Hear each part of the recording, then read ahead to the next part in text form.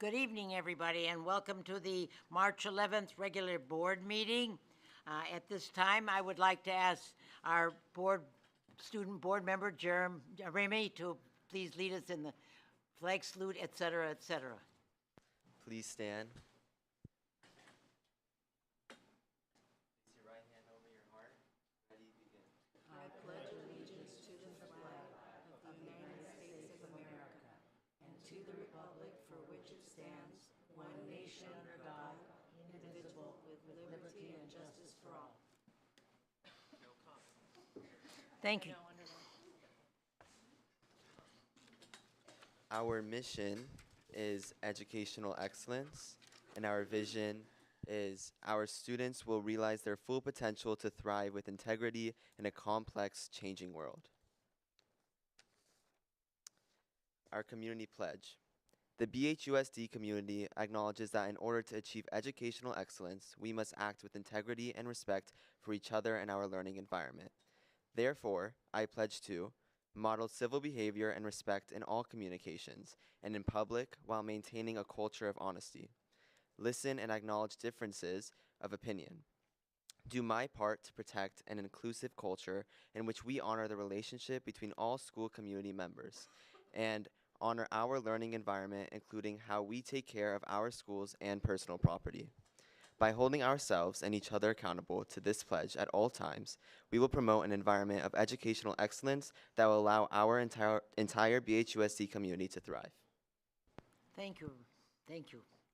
Okay, before we start the meeting, I want to read something that I hope will be something that we will use in the future and will clarify for everybody's information how things will be going forward, just in case there's any question. Good evening, everyone. Per board law bylaw, meeting conduct will be limiting all comments on any one item to 20 minutes.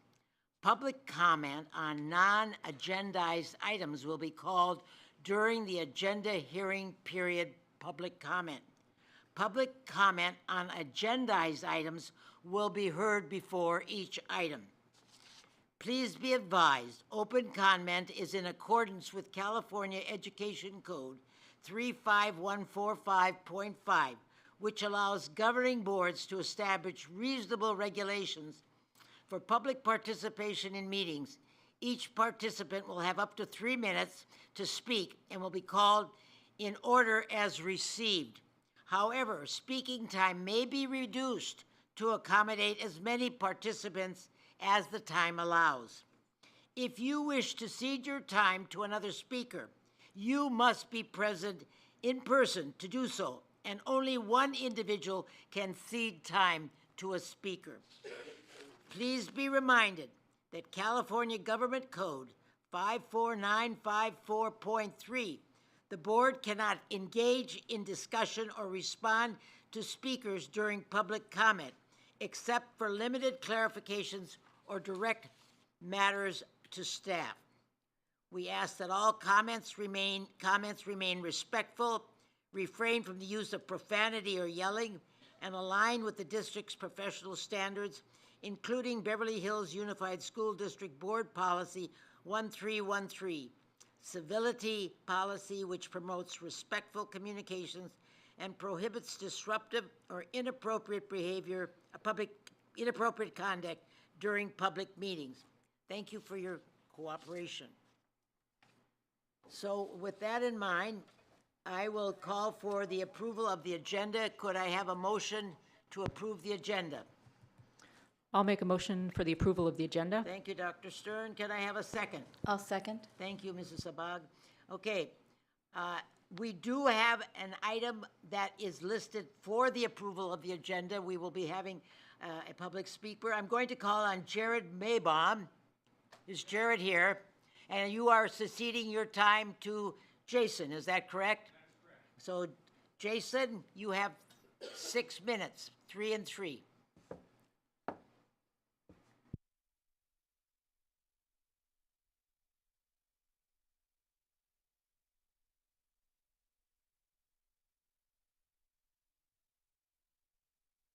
I see you moved public comment for this meeting back to the top of your agenda. I ask the board to vote to permanently keep public comment at the beginning of your meetings. I have concerns about how the agenda and the board's willingness to hear public comment has changed over the past 3 months.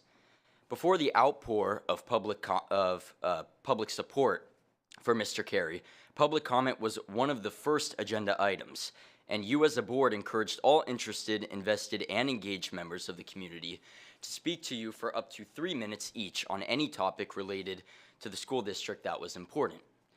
However, your recently published new guidelines for public comment theoretically allows you to reduce an individual's allotted time from 3 minutes to 30 seconds if 40 of your constituents wanted to participate in public comment. Is that reasonable? Is that right? This board has the power to move public comment to the end of your agenda and to limit public comment. But by using that power, what message are you sending? By now, you as a board know I respect you. And as many of you said at the last board meeting, respect is a two-way street. I agree with you, we should all be respectful. None of us should resort to vulgarisms or bullying.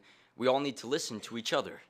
But I ask you, consider the following. If your meetings last over 5 hours and you spend hours on topics such as allowing e-bikes to park on district property, is it respectful for the board to limit public comment to a total of 20 minutes, which prevents interested, engaged, and dedicated members of the community from telling you what is important to them? I looked, but I couldn't find a time before last month where the board moved public comment from the 4th open session agenda item to the 16th without warning. I also didn't find an instance where the board limited public comment and turned community members away. Board members, you routinely say community engagement is important. Parent involvement is critical. Student investment in the educational process, especially at the high school level, is required if the district is to improve their ranking. So I ask you, how can you expect community engagement, parent involvement, or student investment if you limit public comment, turn speakers away, and make people wait 5 hours to tell you what is important to them? I see you have on your agenda an item to eliminate Mr. Carey's job as media director. I ask that you table that item and allow all interested parties to provide public comment on this issue before you vote. I submit to you that you should listen to all members of the community who are interested and involved in the school district. Yes, you have the power to put public comment at the end of the agenda. Yes, you have the power to limit speakers to 2 minutes or less each. Yes, you have the power to prevent members of the public from speaking by limiting the total time allotted to public comment. But you also have the power to permanently put public comment at the beginning of the agenda. You have the power to allow all interested members of the public to speak. You have the power to encourage community engagement, parent involvement, and student investment. You have the power to support, encourage, empower the students of the district and Mr. Carey as media director. You have the power. All I ask you is please use your power wisely. Thank you. Thank you. The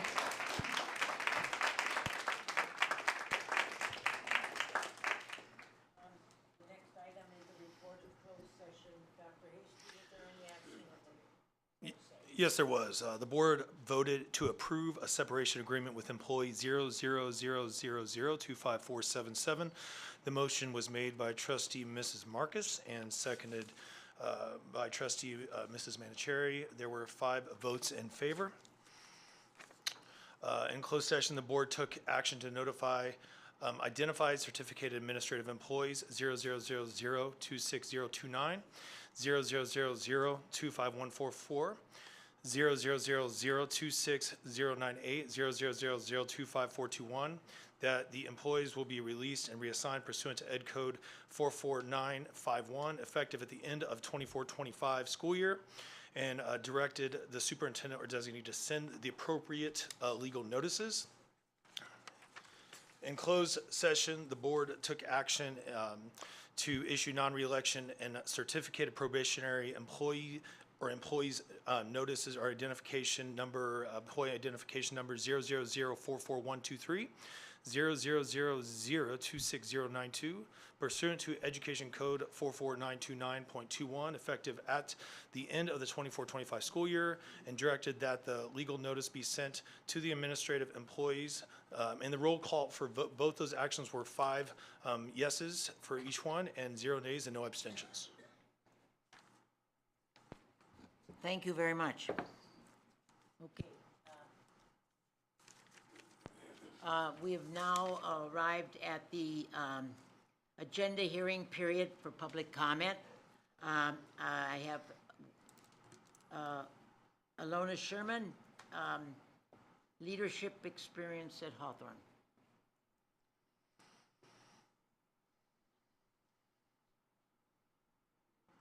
Chrissy. Chrissy.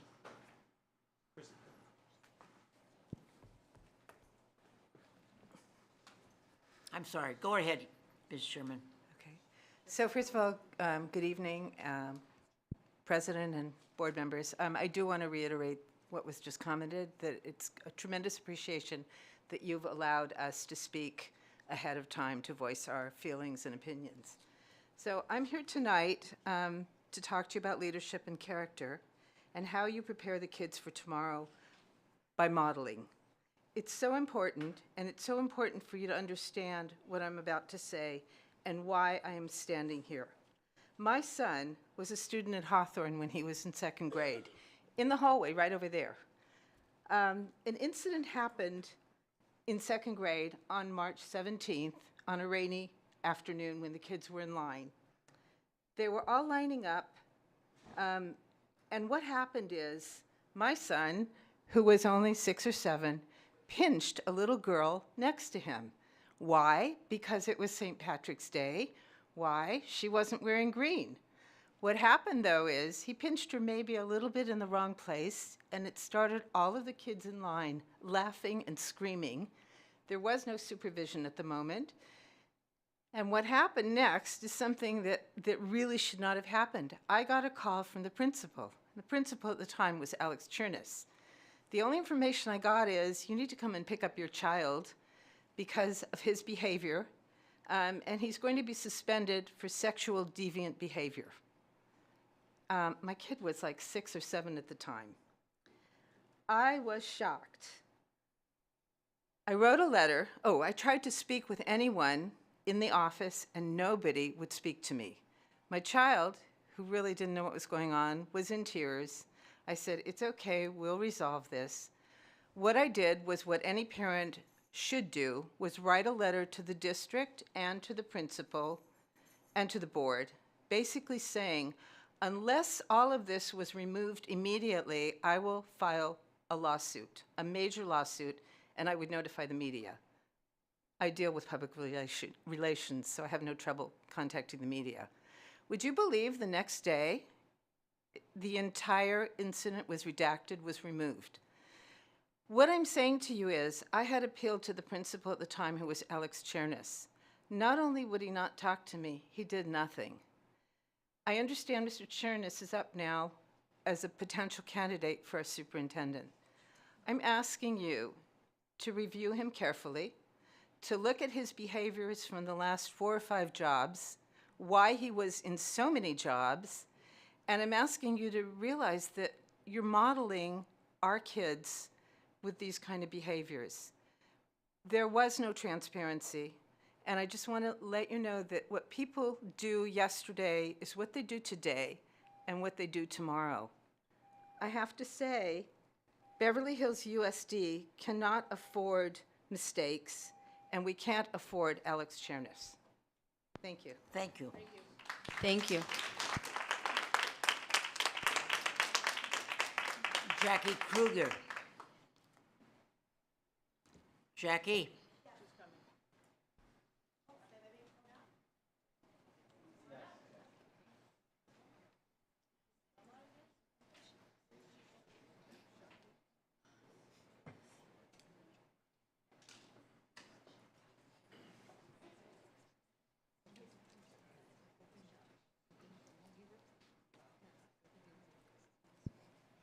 Good evening. You have 3 minutes. Thank you. I'm here because I represent, basically, I'm here on behalf of a lot of very upset parents and members of the community. I came and spoke a few weeks ago after what seemed like a very non-transparent situation in which the superintendent left our district.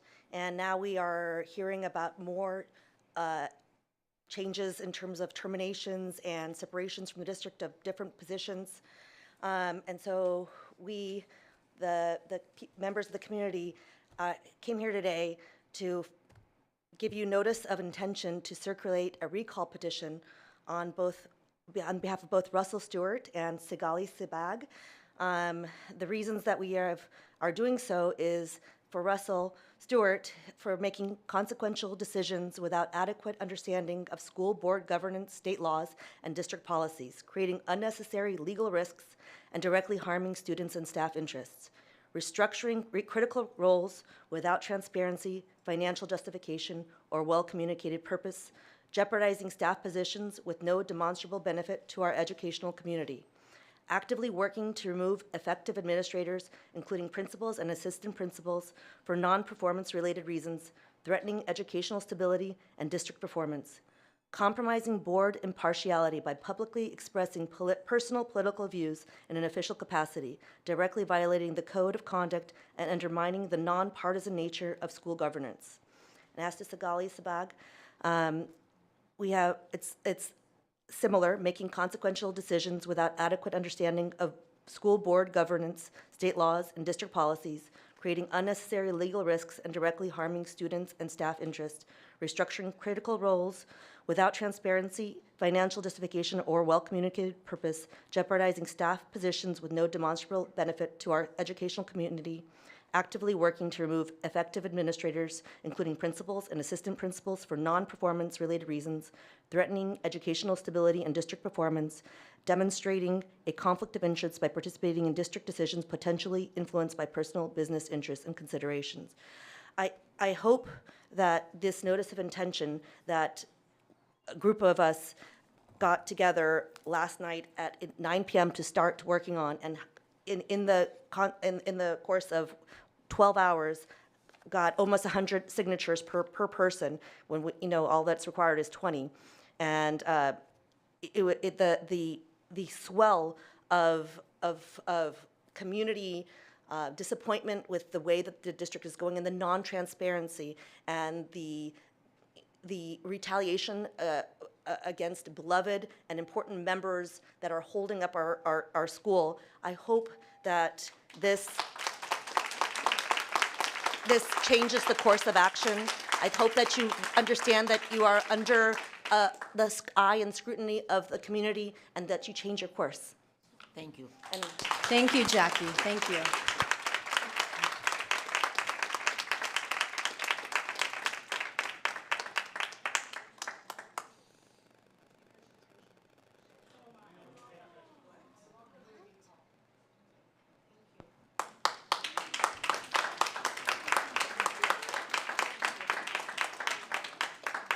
I'd like to call David Cienfuegos to the BEMA, please.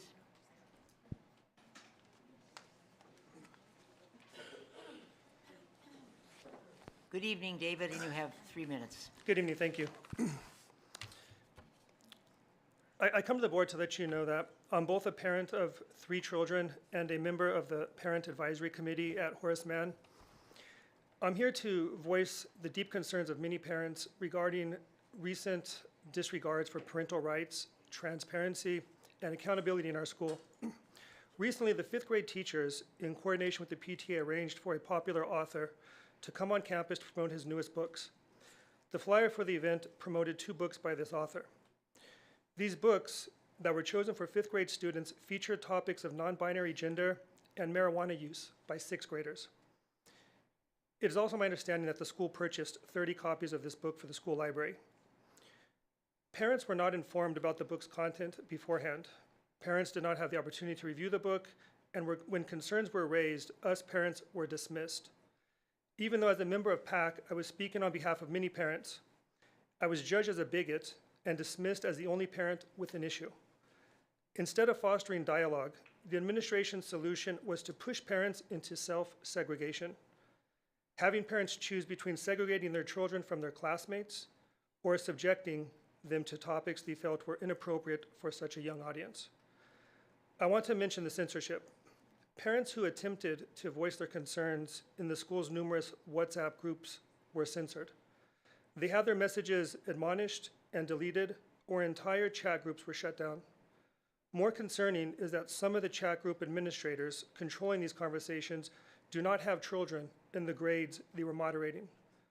This is an unprecedented level of censorship and must stop immediately. Let me be clear.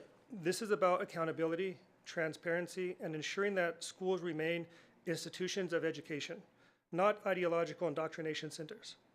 Schools are meant to teach reading, writing, math, science, and social studies, not push radical social agendas on our young children. Tonight, I am asking the board to take the following action. Investigate the administration's handling and promotion of this recent situation that imposed inappropriate topics on parents and young students. Prohibit any curriculum or school-sponsored events that introduce any inappropriate ideologies in our schools for these young kids.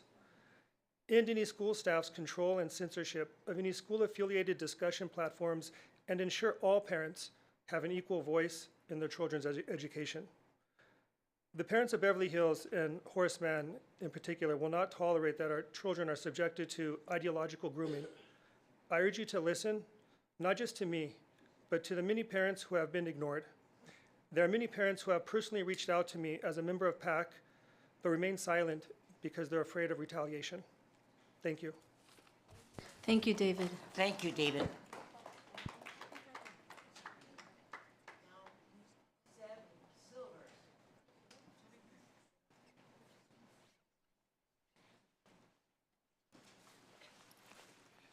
You have 3 minutes, Zev. Hi, I'm Zev Silver, and I'm currently a junior in the high school, and I do a lot of different things. I do a lot of different things in the high school, and I want to make this school better.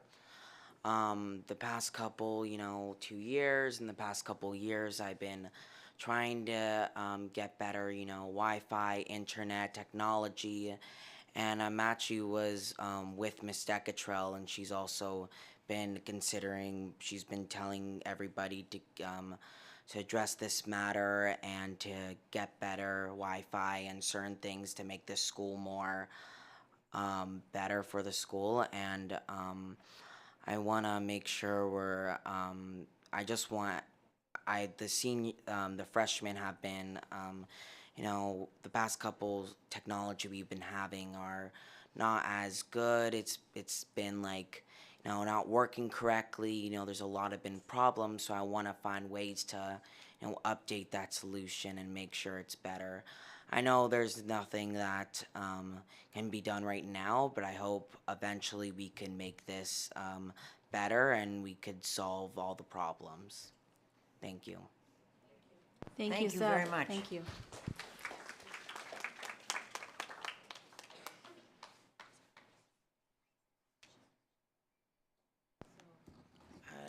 That's it for. I have it. And then here's a fresh page too. You're good. You're done. We're done? You're done. That's it? I have to go back to this Yeah, page, you so. go. I'll give you you just go from there. Okay, thank you. Oh, you took away my notes. Oh, no, I got it.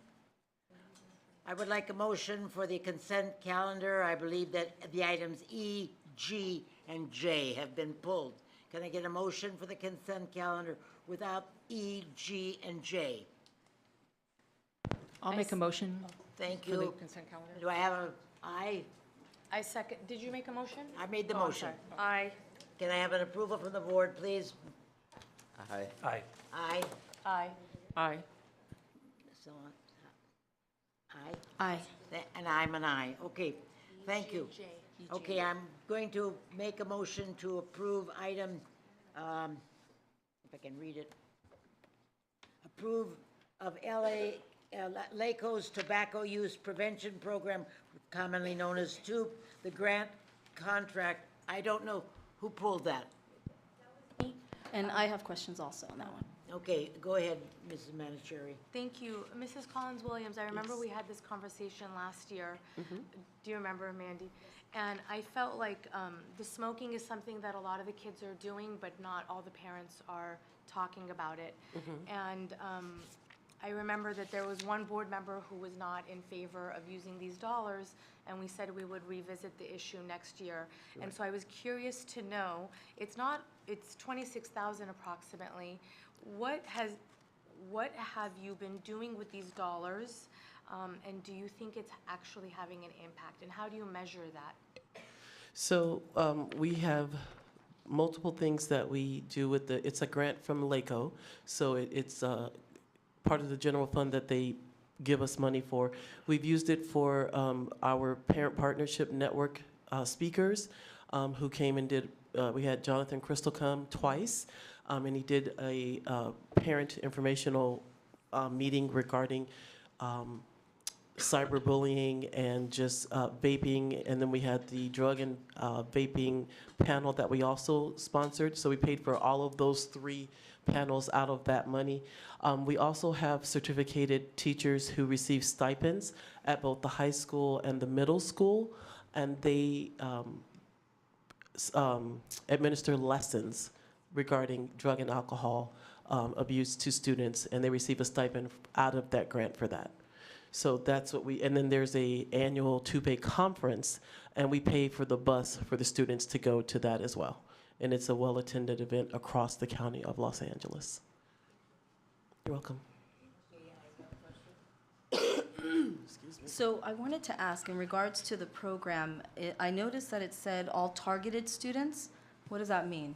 So when we have students who are caught either vaping or smoking on the campus, they receive lessons and remediation about what they're doing. So we have multiple students who either have been disciplined or have been received counseling regarding vaping and smoking issues on both BV and in the high school. So it's targeted for the students who are having those issues. So that's what I thought. So tobacco prevention, are we using it for all the students or just the targeted students? So it's available to any student, and that's what the lessons are for. And so they're done either during the PE class or health classes at the middle school and the high school, and that's for all students.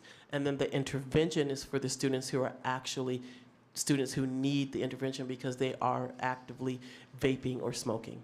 So my concern is to make sure that we do it for all the students and maybe start young at 6th grade in the beginning of middle school. So because I've noticed that they start vaping even in 6th grade. And I want to make sure that we use these funds that are available in the right direction so that we prevent the kids from even starting. Right. And I understand that we have programs for targeted students that are already vaping, which is great. But once they start vaping, it's hard, to go backwards. So the preventative part of it is what I would love to concentrate on, and that's my concern. Right. That's what we use the where are majority of the money programs? for. Okay. Is for the prevention, and that supports the certificated staff. So of the 25,000, 14,500 go towards the certificated salaries, the stipends and the benefits for the teachers who are administering the programs, and then the rest are for the panels and the transportation for the students to the Tuve annual conference. So we haven't started any of this, right? Yes, it's ongoing. We've been doing this. This is So because we're approving the grant for next year. For next year. So it's a grant that we received from LACO. It's money that they give us to administer support to students. But have we seen any improvements? We have. Because I haven't seen how this program works. Have you seen how this program works? Never seen it. I haven't even heard from the students about the program. I have heard about, like, when students do have issues, they get pulled back and they get sessions. That's part of it. Right, but the students that don't vape and don't do anything, I haven't heard a word about it.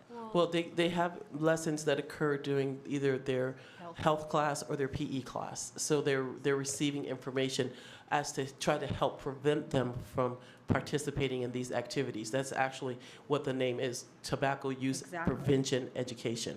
So it's trying to reach them before they start doing that. Which is really important, but I'm hearing they're doing it in the bathroom, they're vaping, Right. you know, because I talk to the kids, so. That's a It's- supervision issue. That's not a two-pay issue. That's a supervision issue where we need to have increased supervision in the bathrooms and what we call the hot spots on campus. So that can be addressed a different way, but I would like the education to be stronger and just to make sure we can get somewhere with it. Yeah. And maybe we can try to see, you know, how the kids are benefiting from it.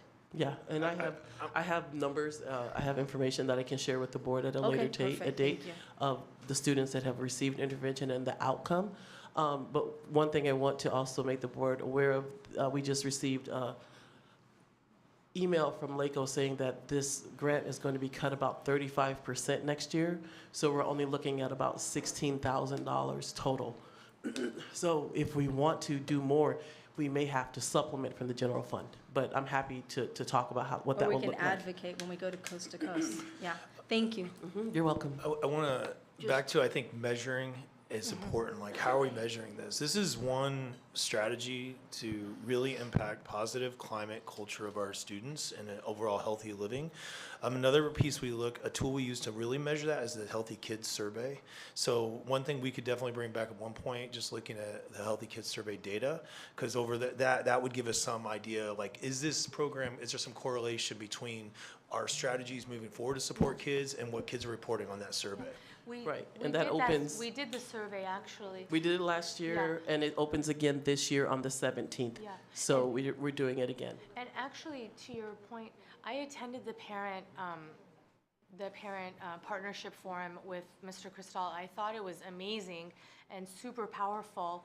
And I remember thinking my only criticism was I wish the kids were listening to it, because to your point, I felt like you were preaching to the choir, to us parents, and he's amazing. And so I just would encourage you that if the dollars are there for next year, if he can come back and meet with the middle schoolers during advisory or whatever it is, he would Definitely. be valuable. And maybe he can, even watching his video, I think would be good enough.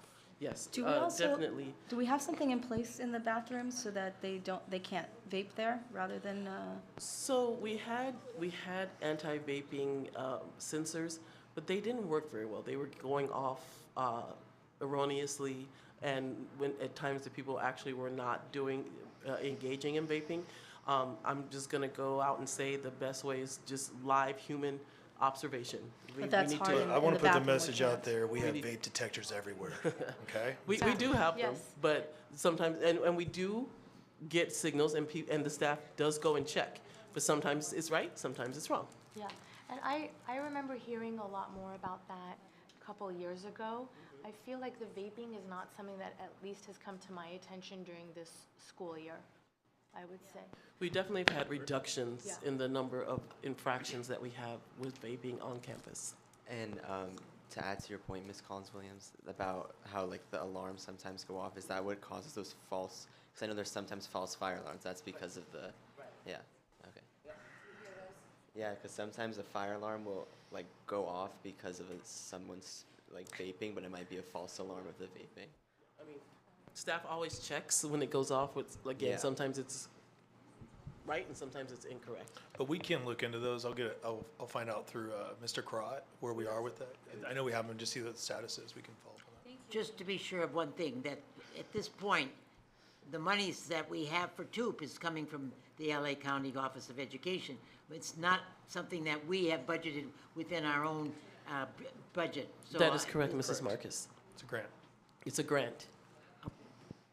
Thank you. I'll call for the motion. All those in favor? Aye. Aye. I hear an aye? Yes. Thank you. Okay, I call for motion to, move to approve the revised annual motions 2024-2025. I don't know, did you pull this? Did you tell this, Mr. Manager? Yes, I just had one comment. This one, she pulled it, so that's what we're talking about. The first paragraph is ladies and gentlemen. The second paragraph is it is recommended. The third is that Jason Hasty. The fourth is that all annual motions. And then speaking about the fifth, I thought that it should be revised to state that, maybe it should, maybe it shouldn't, this is my question, that it should be revised to state that during Jason Hasty's absence, Laura Collins Williams be elected to serve as interim secretary, because I was interpreting the materials to indicate that Dr. Hasty is going to be the secretary. Okay, that's my only comment. Are we gonna say we're gonna approve it with that revision? Sure. Okay, we can, Who made the motion? I made the motion. Do you mind revising? I will advise that in the absence of Dr. Thank you. Hasty, we will add the name of Laura. Dr. Laura Collins Williams. Thank you, I just I wanted need a to be, second. Whoever That's good. seconded It's been like that since 2017. yes, I know, and, And we did confer with LACO. I mean, we are able to make some of those changes. So. great, thank you. it. Okay, Should we call for the question? call for the question. Those in favor? Aye. Aye. Aye. Thank you. And the last one, a call for motion to ratify the purchase order, the ratification of the warrant report, number 9. Approval of the warrant report. Yeah, let's make a motion, make a motion to approve the warrant report. Get a second. I'll second. Okay, Dr. Stern, thank you. Yeah. And will you hold it? Yeah, I had a couple questions on this, please. We see, starting on page 2 of 26, Amazon Capital Services, like on repeat. Is that a credit card? No, we have Marilu's out there, and she can correct me if I'm wrong, but we have an Amazon business account where we can order, and we order items through Amazon, and that would be yeah, we would, and then we order various items for supply needs, office needs. Okay, I mean, I don't, in theory, have an issue with that. I just want to, is there a trust but verify kind of approach that we can take on it? I'm gonna say, what do you have something to say? Well, I was going to say anything over $500, I know it has to be approved like by the business office. Okay. And I know for my department, we've been getting things for our move here. Okay. But anything over that $500 limit, we can't push through without approval. Thank Yeah. you so much. But my answer is trust and verify, yes, and if you ever have a question on a specific one, just get it to us in advance, we can give you the itemized details. Thank you so much. So it just means that according to Mrs. Collins Williams, if it's over 500, then another set of eyes goes on Correct. it. And Correct. Dr. Hasty does ask questions. Good, okay. I'm annoying Good that to way. hear. Then, on page 4 of 26, I saw the AXA dues, and so I was just curious to know who that's for, I'm gonna have to verify that one. because I was counting 1, 2, 3, 4, 5, 6, 7, 8, 9. And I know this is on 4 of 26. Oh. Hi, Marilu's just coming. because Mrs. Marcus had brought this up a couple of times, and I wanted to follow up on it. Yeah, so for those, you might notice it says payroll. Something that we do is if we have any employees that want to have that deducted from their payroll, Gotcha. we deduct it and then we send the check on behalf of that. Okay, thank you so much. Thank you, Marilu. Understood. Okay, then on page 8 of 26, can you advise the board what is cross-country education? Yes, that is an agency that we use to help us fill some of our vacancies or to provide behavioral instructional assistance for students who need that support. Like our STAR that we use? Same. Similar. It's Psych Star, just a different agency. And I'd like to point out, just for the public, because these documents are hard to read, we do have a resource number in that 65,000. That is our local, our state level special ed funded program. So that would tell you that is AB 602 funded if you see that 65,000. So it's And you coming would from know the there it's special ed. special ed. Got it. Yes. Thank you, that was it. Thanks for your answers.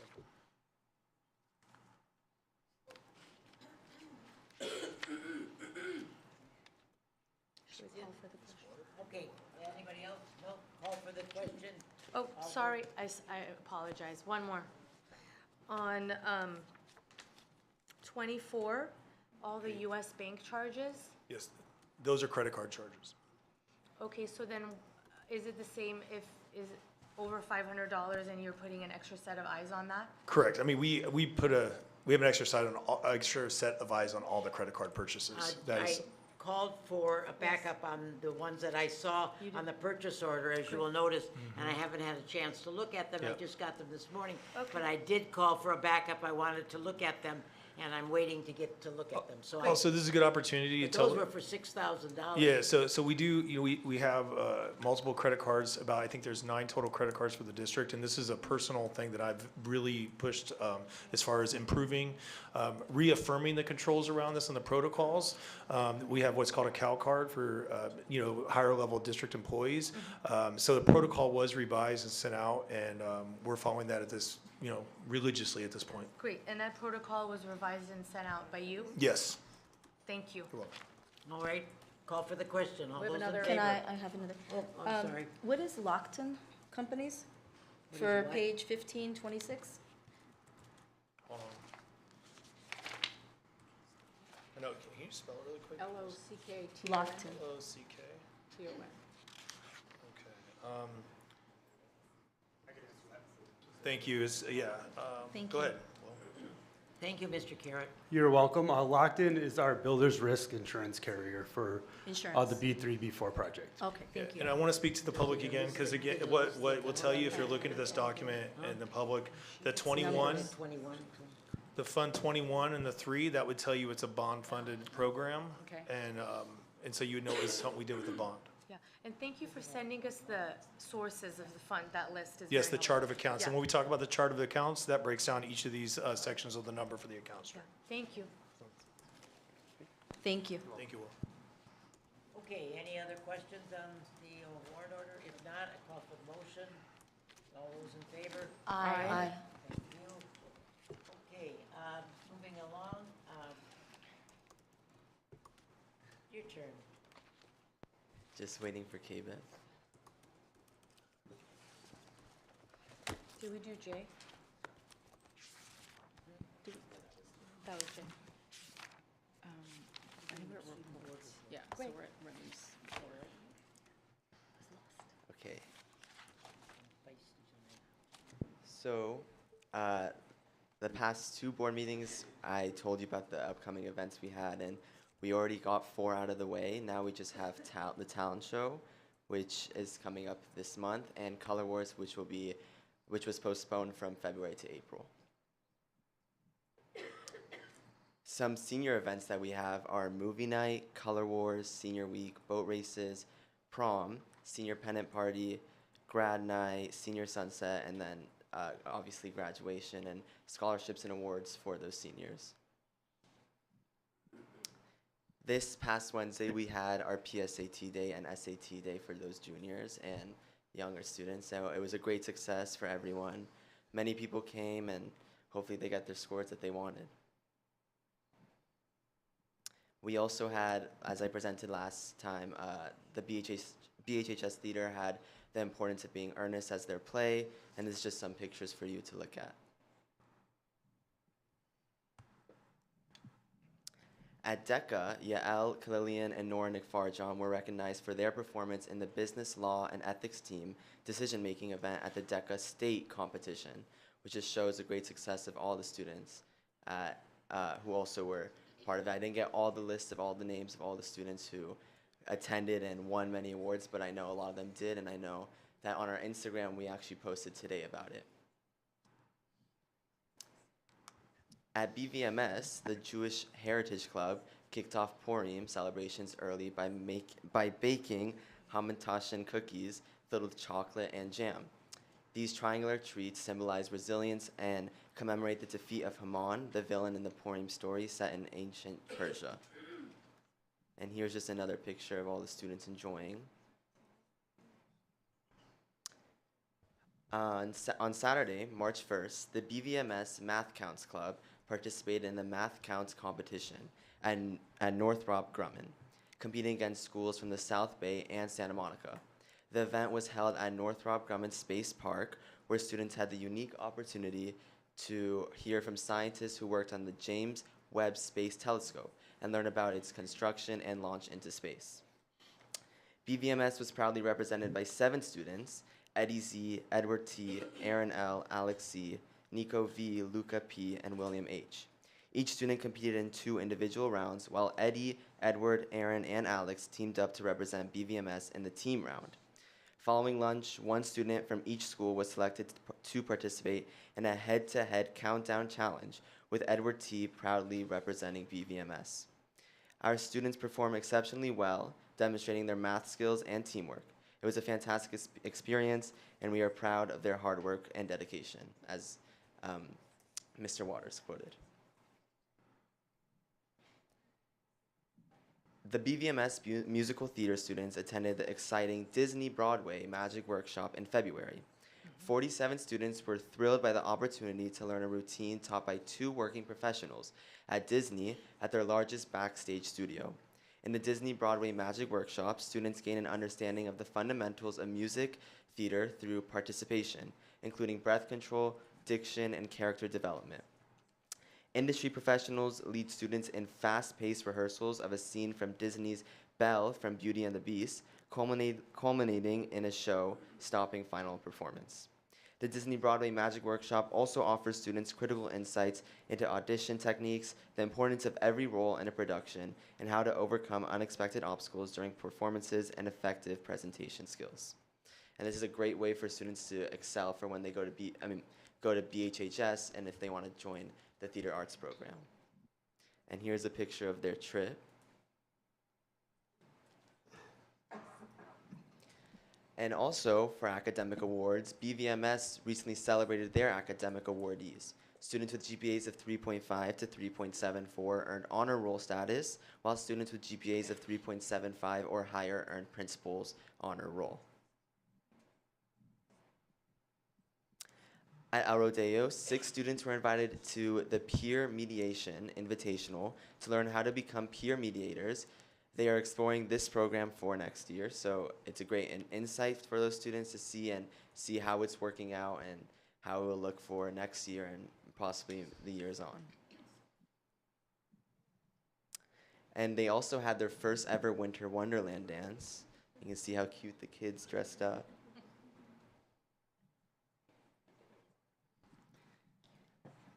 And career day for 38 volunteers, including Mayor Friedman, BHPD, and BHFD.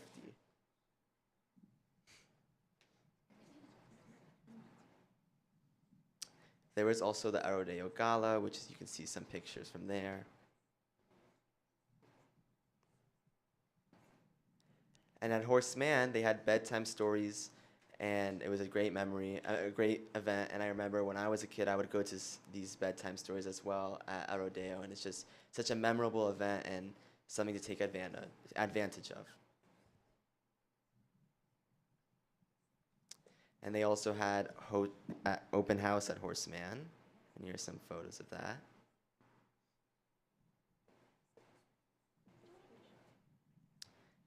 And 4th graders had a drum activity, so you can see the different students practicing the drums. And that's all for now. Thank you.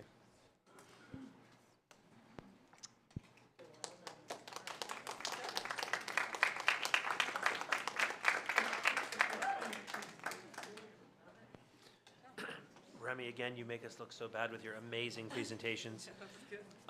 Absolutely fantastic. Did you get a chance to go and see the play yourself? Or? No, I was unable to because that was a very busy week for me. Mrs. Marcus, you were talking so much about it. Did you get to go see the play? Yeah, you did. The importance of being earnest play. I talked about it last Yeah. time. Yes, of course. Awesome. And I have to tell you, I raved about it, and people heard it on the car coming home that were connected with it, or parents or something like that, and then everybody was laughing that I was talking about what a great, great play that is, and how it's very a comical play on the English people and the aristocracy and the importance of being earnest. Thank you always for such an in-depth presentation. Thank you. Remy, thank you so much. I know you put a lot of time into it, but I feel like it's a really great reminder for the board and for the community to see how much amazing stuff is actually happening at each of the school sites. And so thanks for bearing that burden. Thank you. Not only that, Remy, but you keep us on our toes so that we know what's going on, and that's important, and you do a great job. And I look forward to every 2 weeks to see what you have in store for us. Thank you. Remy, thank you. The reports that you do are really important because it does update us because we can't be everywhere at all times. And you've done a spectacular job to give the details of everything that's going on and in depth and, you know, even down to the Disneyland and what the high schoolers are doing. Thank you so much. I really appreciate it. Thank you. Good work. Can you go back to the senior activities screen? Is that easy to do? I just want to look at. No, yeah, don't worry. And I want to ask you, which one are you particularly looking forward to? Because I know you're a senior, and these look great. Half of them I don't even understand what they are. Like, can someone just tell me what a color war is? Yeah, What's a color war? Color wars is when it's actually like an all-grade event, so all 4 grades come, and it's supposed to be located in the swim gym, but right now that's having some troubles. But it's just like a bunch of mini games where everyone's like, the different grades are competing against each other, and then one grade will ultimately win. Okay, so it's not like which grade wore the most colors? Yeah, no, but every grade has their own designated color. Like seniors are red, I think juniors are purple, and then, seniors are red, yeah, and then so on. So, and yeah, sophomores are green, and then That's the rest. good recall there.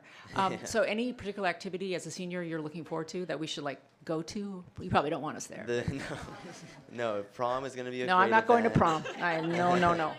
No, I don't think so. Oh, okay, all right, sure. The senior pennant party will be a great event for you guys to come to. You can see we can see that. the accomplishments of all the students who've The been pendant? yeah. The They make senior flags pennant of the party. different colleges and universities? Yeah, what college they're going to be going okay. to. And I know many seniors are also excited for grad night, but I don't think you guys will be able. I mean, maybe you can chaperone. Oh, do tell us.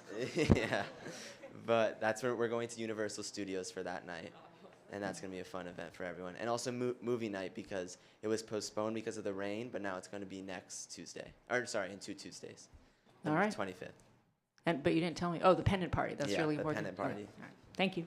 Remy, the original color thing was canceled. Did they be able to have it again? Or? Yeah, it's moved to April. I know they're planning it for April, but I'm not sure the exact date.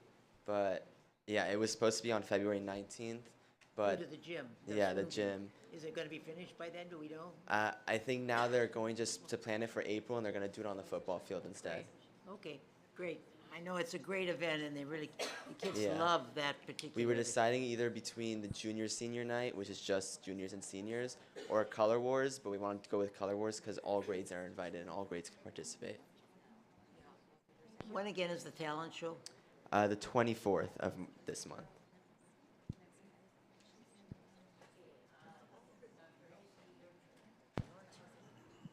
This is my first report, so bear with me. I'm going to try to get let me see if I can share. There. Share. And then, see what I get here. Okay. I have it shared on mine. Okay, there we go. It works. So I do want to start just by saying thank you to everyone, and I'll just want to make sure that I'm leading with intention, and that's my goal. And as you'll see, more and more staff and the leadership, I'm working hard to be as visible as possible. So if you see me walk into the site, I'm there for. It's what I like to do, and I want to build those connections with everybody, and something that you'll see from me a lot more, and I'll speak more to that. I do want to start off with just recognizing National Women's History Month. I have some basic names here, like it's just amazing. These are times where you really look at the women in history. Also, I just personally look at my own life with the way my house was run with my mother, and she was a historical figure in herself, in itself, and I just really appreciate what the month really represents. But you know, you think about people like Anna Sullivan, who, you know, Helen Keller's teacher, you know, these types of people, you know, people that are just so instrumental to history, and it's important for us to take time to really reflect on that. Or Mary McLeod Bethune, who founded the Bethune-Cookman Institute and was a champion of African American education and civil rights. Maria Montessori, again, who revolutionized childhood education. And then we have activists like Malala, you know, Yousafzai. So it's a time to really recognize that, and I'm sure many of you are taking the time in the classrooms throughout our district to do that as well. Want to look at the last week. I was able to get to Horace Mann and El Rodeo and see the incredible work of the teachers. And I think I saw a few of you, and people are, I will cheer for them. And I always say, I've been to many an open house and back to school and had to get that room, and I know the day that is involved. Although I was high school, it was a little different, but I was able to go in and people asked me how I was doing. I'm like, if I'm in a classroom, I'm doing great. And you guys made a great space, not only for me, but just for the families and the students you serve, and it was really clear and evident the time and care you're putting into what you're doing for students, and I can't say enough thank yous for that and the energy and time you're putting into to make things great for us and the kids. Also, I was able to get to the Beverly Hills High School PTSA meeting last Friday, and I think we had about 50 parents, and again, want to just thank the many people that showed up. I was told it was an incredible turnout, and I was able to really talk to the staff there. I did bring my daughter to that, and it was really interesting just to really to get the message across to the parents where I can empathize. I know what people are going through, especially when you have teenage daughters that are looking to go into college, and also I have a freshman son. So I just understood essentially what the parents are going through at this time, and I really appreciated the turnout there, and it just showed the support this community has for our programs here. And then of course, thank you for the work around El Rodeo Elementary Career Day. I won't say, Remy did a great job covering that. I also got to get to the middle school, the Beverly Vista Middle School, and I was able to get there last Wednesday for the teachers meeting. And I just want to say I really appreciate the time and just being able to pop in and talk and answer some questions and just be able to connect with people, because that is a really important part of what I want to be able to do. Also, let me get this right, because I just want to make sure this is big. A huge congratulations to Beverly Vista Middle School for being recognized as a school to watch by the National Forum of Accelerated Middle Grades Reform. The prestigious designation is a testament to the school's strong academic programs, student-centered approach, and commitment to continuous growth. The leadership staff and students of BVMS have demonstrated excellence in fostering a positive learning environment, and the recognition is well deserved. So I just want to really take time to clap for them. Additionally, I want to recognize the outstanding work of our Beverly Hills High School counseling team, which recently earned the Recognized Acts of Model Program, or RAMP, designation from the American School Counselor Association.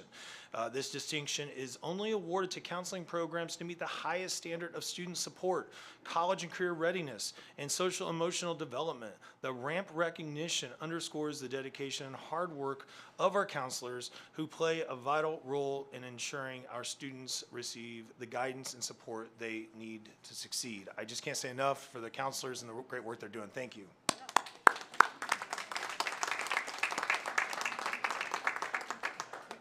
We got tomorrow. Beverly Hills High School is going to have an amazing career day. I will be there early to see all the great work there. And then on the 13th, we have the middle school instrumental concert. And then on the 13th, also, we have the elementary school parent conferences. And then the middle school drama production, The Wizard of Oz, is going to be happening on the 20th. So again, thank you to everyone, and that's my report.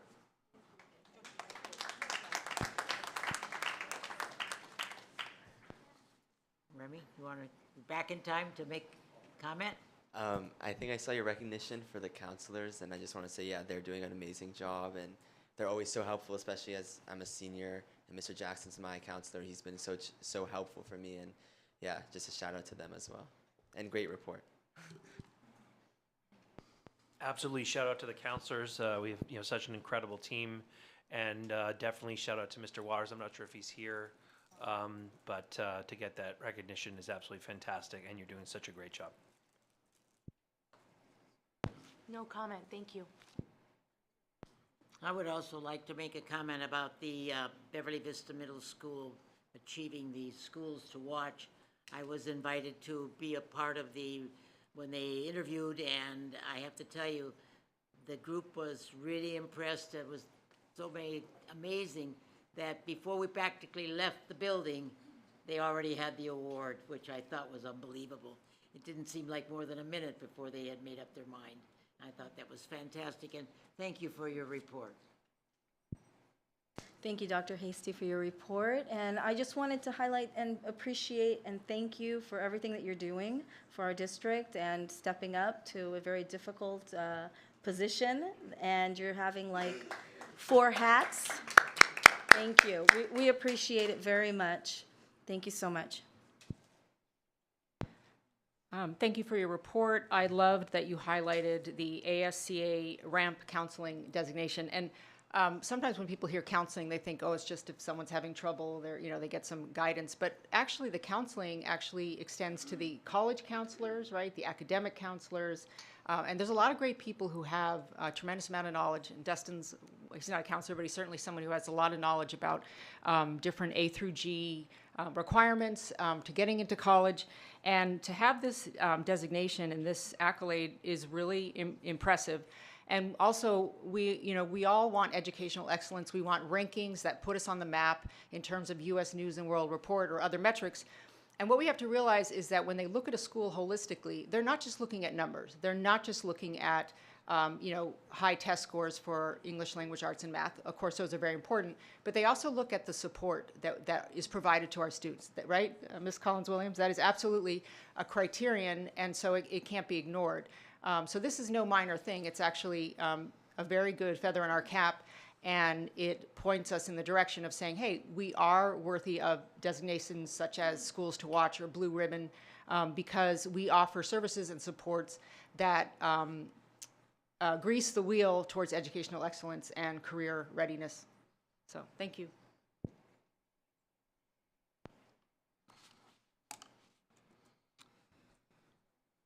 All right, we have arrived at the first item on the personnel services, approval of a resolution for 2024-2025-25. And we have this is an item in which we have some speakers who would have comment to make. And the first one will be, and this, again, they'll have 3 minutes. Jackie Kruger, you have 3 minutes to speak to the approval of the resolution 2024-25. Jackie? I don't see her. I don't see her, Mrs. Martin. Okay. Jackie not here? Okay, Romy Azevedo, are you here? Romy, you have 3 minutes, okay?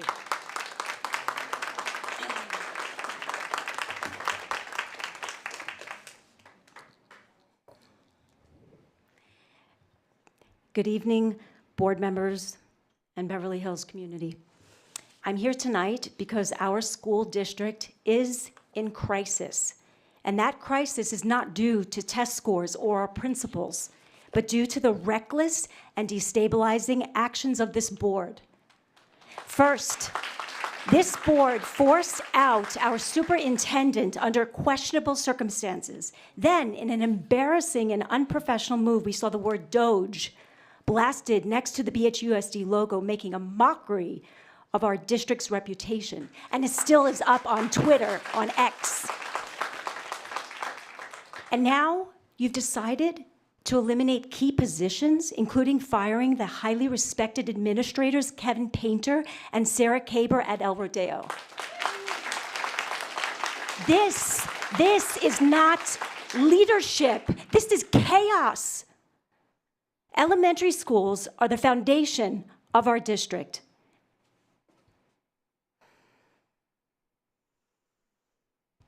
You just took an axe right into that foundation.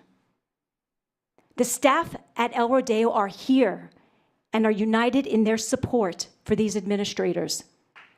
They are trusted, effective leaders who have made a lasting impact on our schools and our students. Let me be clear, because I come from the corporate world. I've done this before. If the district is in a financial distress, mass firings should be part of a carefully communicated restructuring plan, not a sudden, unexplained move. If the issue is performance, then conversation should have happened first, not termination notices. If this board is truly prioritizing student success, why is it making drastic decisions without a clear strategic plan or transparency? The role of this board is to set policy. It's to set policy for the district and act as fiduciaries. Instead, you are overstepping your authority, pushing personal agendas, and creating a culture of fear and instability in our schools. The district needs stability, transparency, and real leadership, not reckless governance, intimidation, and political theater. This board has failed its most basic duty to act in the best interest of our students, educators, and the community. Tonight, we are making it clear the parents, educators, and residents of Beverly Hills will not stand by as you dismantle our district. This recall effort is not just about removing board members, it's about protecting the future of our children and restoring accountability, professionalism, and trust in BHUSD. We demand better, and if you're unwilling to provide it, we will take action to ensure this district is led by the people who will. Thank you. Thank you, Romy.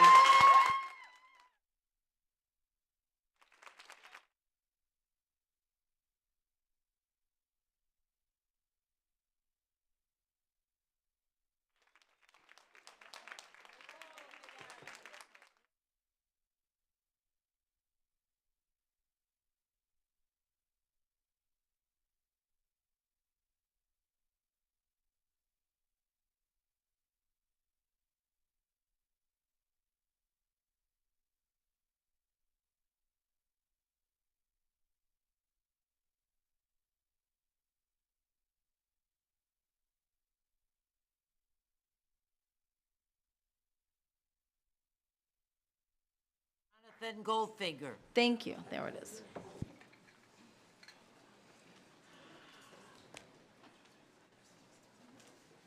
Good evening. Good evening, members of the board, district administration, and our beloved community. My name is Jonathan Goldfinger, and I'm a pediatrician with expertise in trauma-informed care and the prevention and mitigation of intergenerational trauma, as well as in my capacity as a Medicaid policy and finance consultant to many of our county's premier mental health nonprofits, health systems, and government agencies. I'm here to speak in support of our kind, caring, and consistent El Rodeo leadership.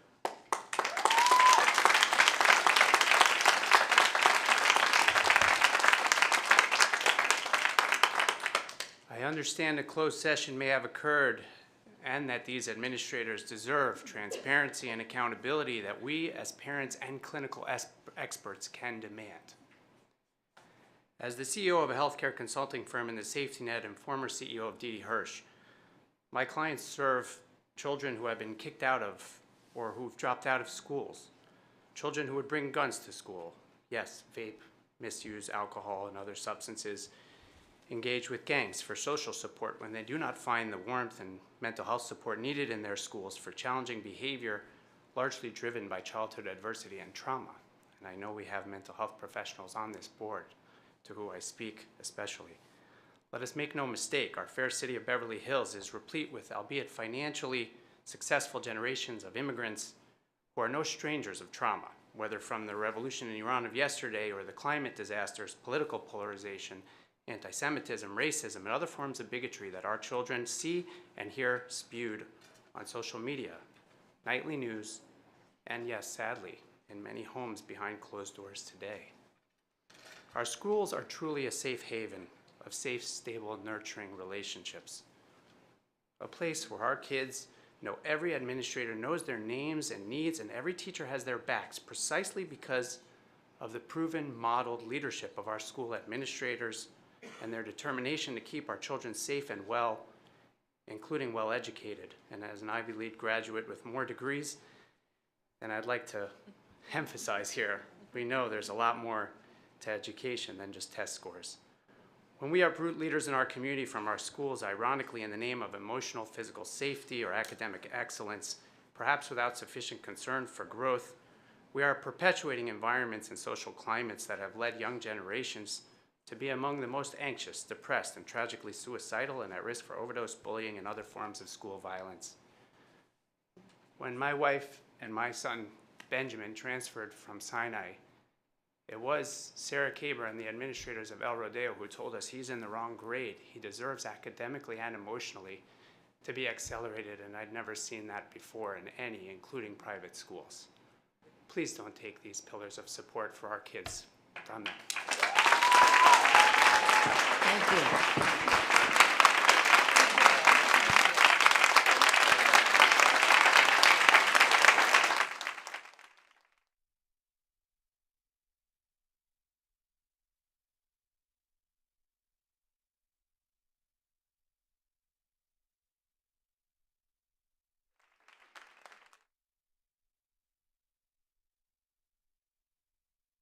Pamela Cohen.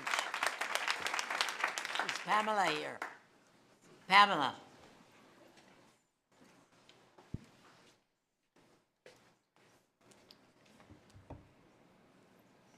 Good evening. I'm a mom of 2 boys. They're in 2nd grade and 5th grade at El Rodeo. I also have spent 20 years as a C-suite executive and general counsel of large nonprofits in Los Angeles. I understand the difficult decisions and positions that everyone is put in. I have to tell you, the executive administration at El Rodeo is the best of the best.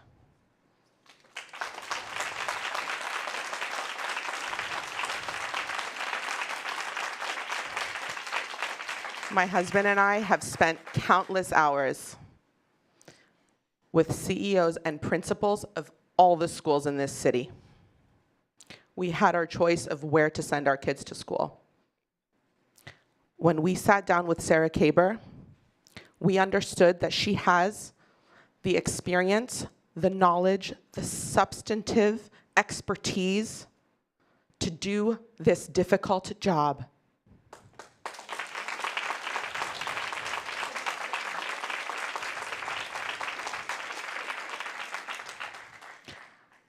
I come from a unique vantage point because I'm a parent. I see what this school does day in and day out for our children. And I also sit on many boards, and I am an executive at a large nonprofit in LA currently. You don't know the decision that you are making and the effects that it will have on our children. You don't understand.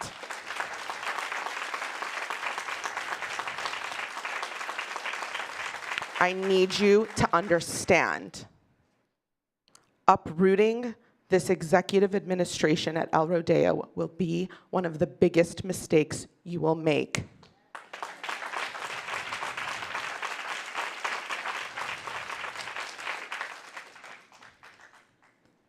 Please listen to me as somebody who has both the personal experience and the expertise, and please do not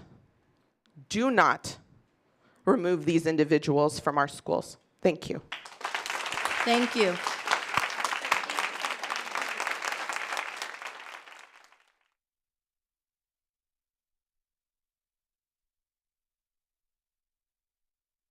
Okay, I call for the approval of resolutions number 2020. Make a motion. 2515 to reduce, to discontinue particular kinds of service. Do I have a second?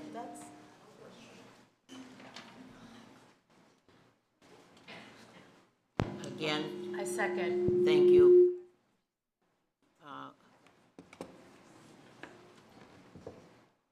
Call for the motion, and any discussion? What are we discussing? I'm sorry. We're doing the approval of a motion 10A. We've just heard speakers.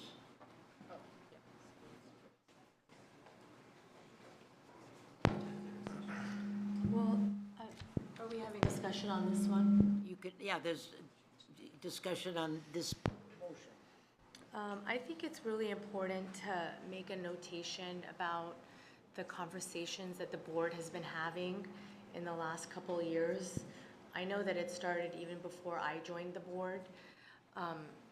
I recognize that for people who are on the outside, there is a lack of transparency, and that is because we are limited in a lot of the items that we can discuss.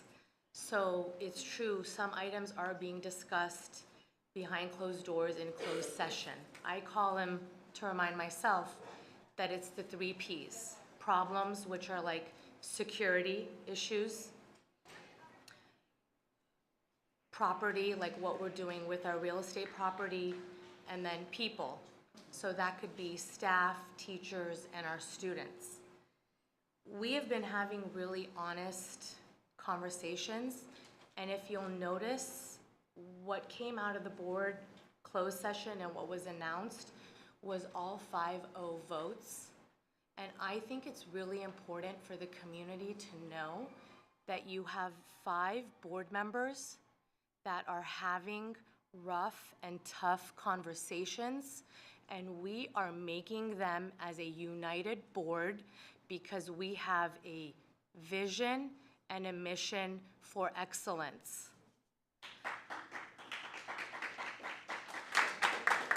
I acknowledge that change is hard, and I am the parent of 3 kids at 3 different schools in this district who are thriving.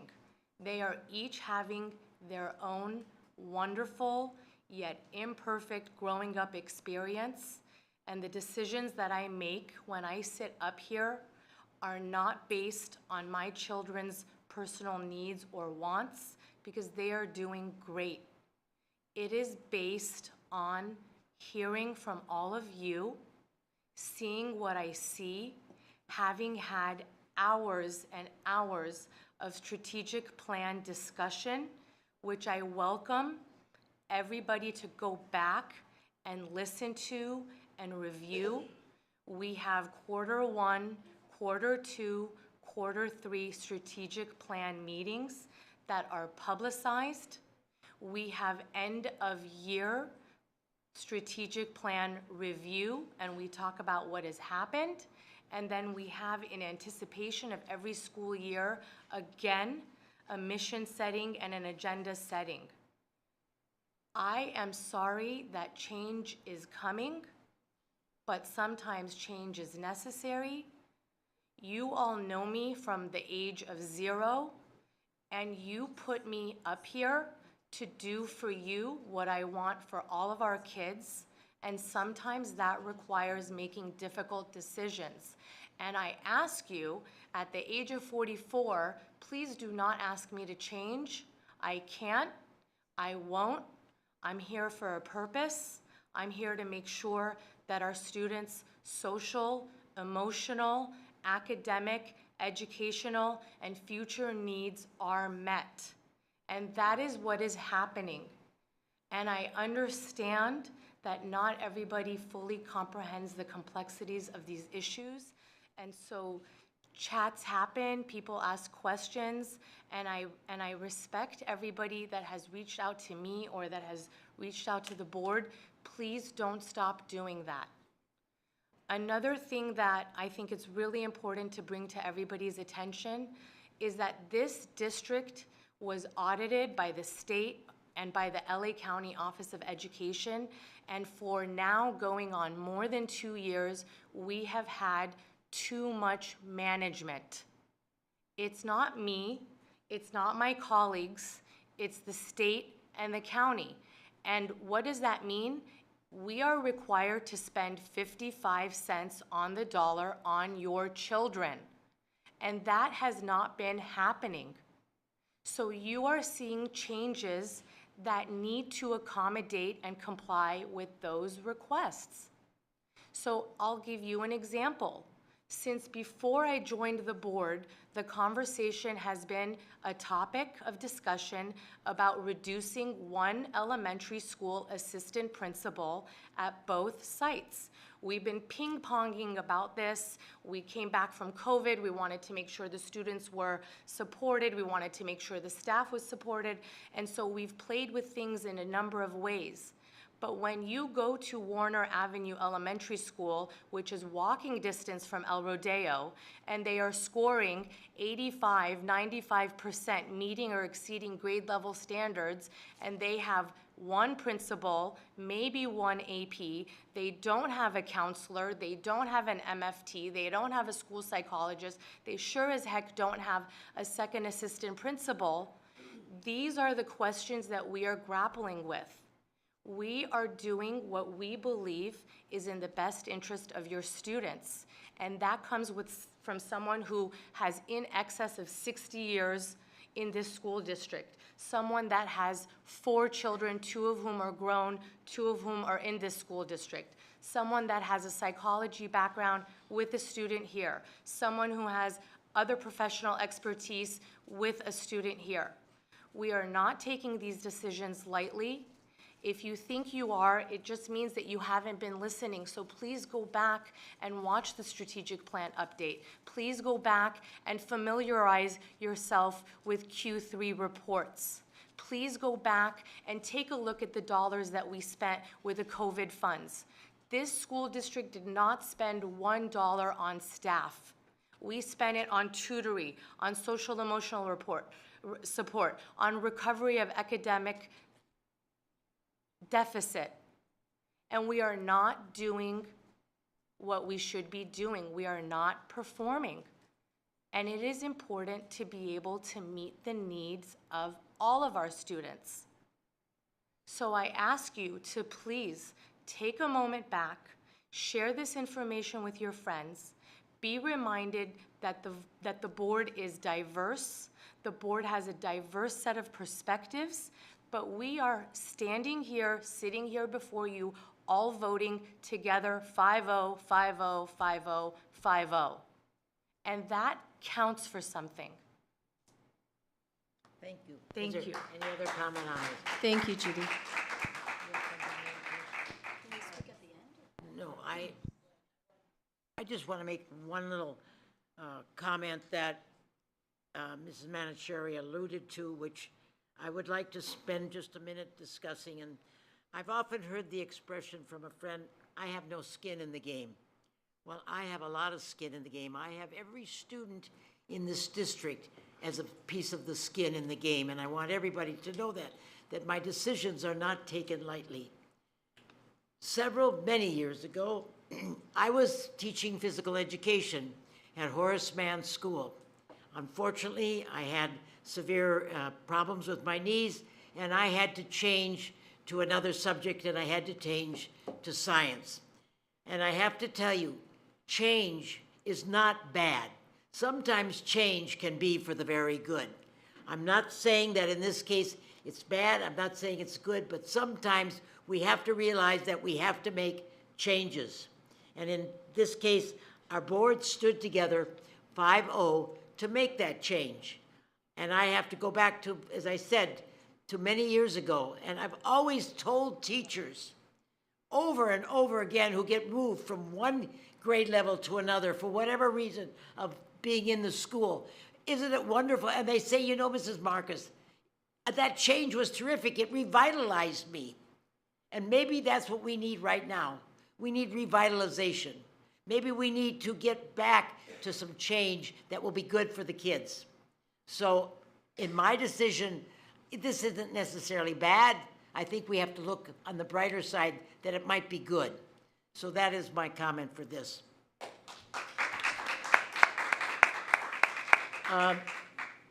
No comment, Remy? Okay, I call for the question. All those, and I'm going to do a roll call vote. Remy? Aye. Mr. Stewart? Aye. Mrs. Manicherry? Aye. Mrs. Zabad? Aye. And Dr. Stern? Aye.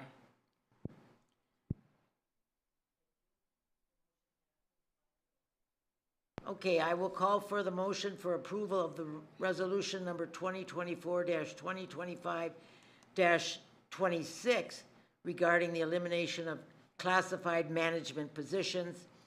Before we do that, I'll call for the motion and I get a second, and then we can I have some comments from members of the public comment.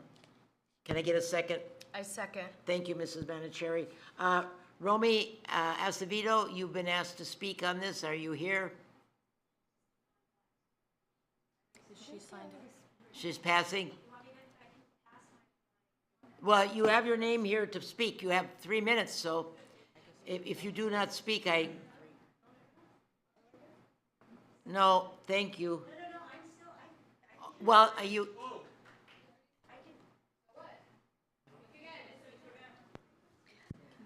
You have 3 minutes. You've asked to speak on this topic. Okay, so there's two topics. I'm sorry? There are two resolutions. You've asked to speak on both of them. I'm giving you the opportunity. Okay, thank you. You want me Ms. to repeat Marcus. the title Yeah. of it? Yes, go ahead. Regarding the elimination of classified management positions. A resolution. I'm just going to reiterate what I said before, based on the comments that you just made. What I'm going to say is that this is not about change.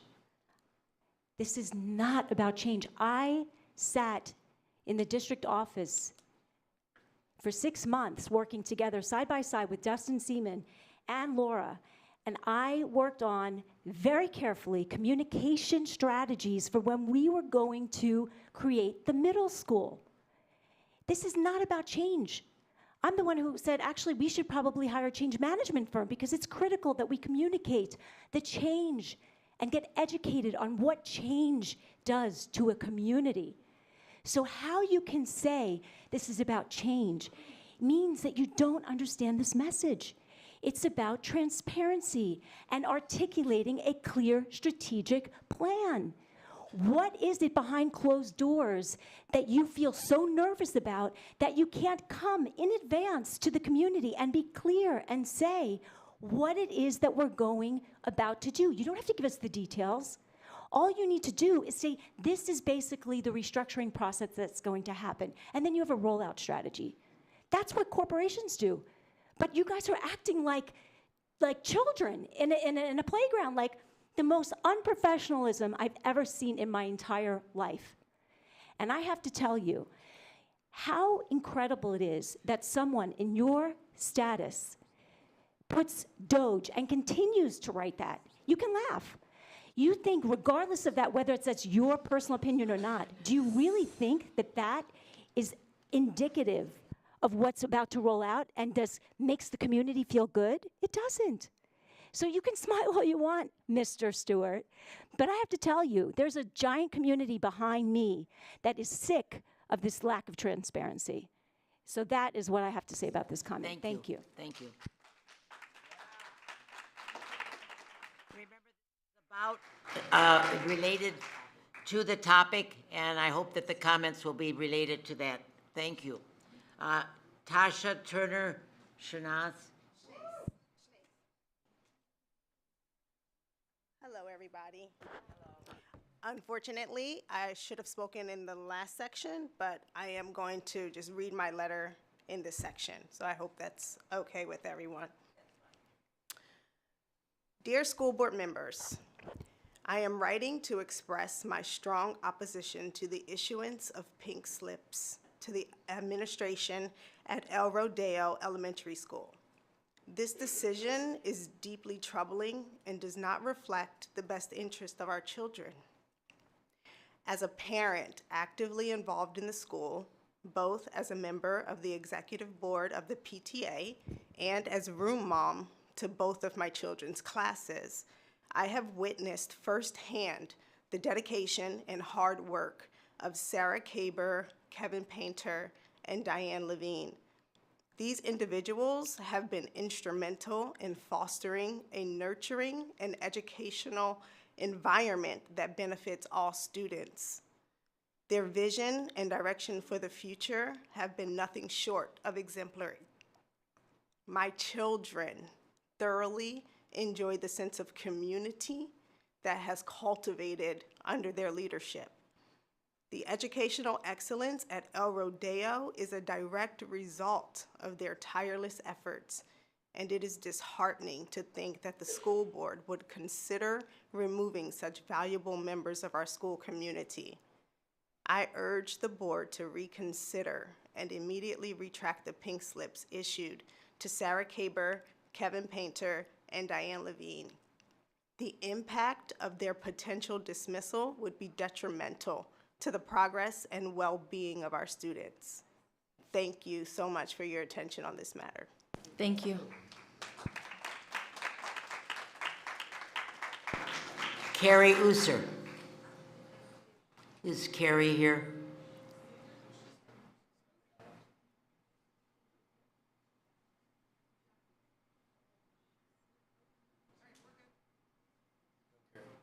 No? Okay, Rocco Rizzoli, ceding time to Robbie Curtis.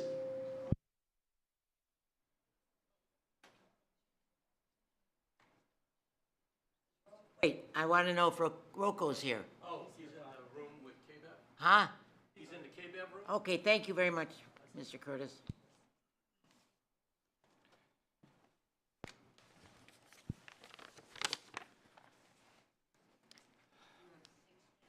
Thank you. And here we go again. That's a tough act to follow, Mrs. Manicherry and Mrs. Marcus. Thank you for those comments. Good evening, Mrs. Marcus, board members, and Acting Superintendent Hasty. Thank you for finally bringing an end to one of the most unnecessary and exhausting soap operas ever produced in the city of Beverly Hills. While the conclusion seemed obvious to many of us observing, your patience, resilience, and willingness to listen meeting after meeting is genuinely appreciated. I'm here tonight with a simple message. Thank you for finally bringing an end to this. Over the past 30 years, I've witnessed scandals, affairs, board coups, backstabbing, corrupt superintendents, and tonight, a recall. But nothing that I had ever involved myself with until recently. And while the finale was obvious, I do appreciate your patience, resilience, and willingness to listen to me drone on meeting after meeting. And specifically, I'd like to thank Mrs. Marcus, Mrs. Manicherry, Ms. Sabag, Mr. Stewart, and Dr. Hasty for your respectful communications with me through this arduous process. Many join me in my gratitude for your leadership and the way you navigated this challenging situation, finding your way to a proper solution. You were placed in an unenviable, frankly untenable position, forced to endure storm clouds that were caused and manipulated by a small cabal whose vindictiveness and ineffectiveness were evident. Their actions are prime examples of the Peter Principle, individuals who rise to the level of their own incompetence. What I hope they take with them to their next opportunity is the lesson that when you pick a fight with the bull, you usually end up getting the horns. I suspect now when they look in the mirror, the face that stares back at them is one of regret. Despite the distractions, despite the noise, you stood firm and resolute, and for that strength of character, you deserve genuine recognition. It's easy to fan the flames of chaos. It's much harder to put the fire out. You chose the harder, more honorable path. And that's where I had planned to end my comments, but the administration and board giveth and taketh away. Allow me to acknowledge that I do not envy your roles, especially tonight. You face difficult decisions that profoundly affect lives, livelihoods, and the dignity of dedicated employees. And I imagine the emotional toll it takes on each of you is considerable. Eliminating positions is never easy. However, not 2 full days following Mr. Carey's return to the classroom and his students, you placed an item on the agenda proposing the elimination of Mr. Carey's media director position. In one fell swoop, this administration and board giveth, and then they tooketh away. It simply isn't acceptable. By proposing the removal of the media director's position and unilaterally shifting Mr. Carey from an hourly to salaried status and converting his classified role into a stipend, you're effectively diminishing his compensation, benefits, and rightful pension entitlements.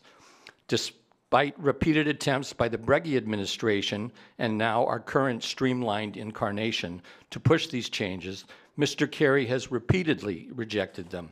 His flawless performance, unwavering commitment to maintaining seamless operations, and dedication to his students and the facilities for 20 years does not justify or warrant an action such as this. With no legitimate performance-based rationale for altering his employment status, the optics and the ethics of this maneuver, mechanically reclassifying a position to justify reducing fair compensation, are deeply troubling and unacceptable and smack of retaliation against someone who at times presents a vision or stance that is opposed to the administration's. Nike is always telling us to just do it, and I've heard governing board member Mr. Stewart more than once say, do the right thing.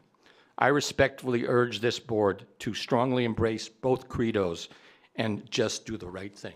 Thank you. Thank you.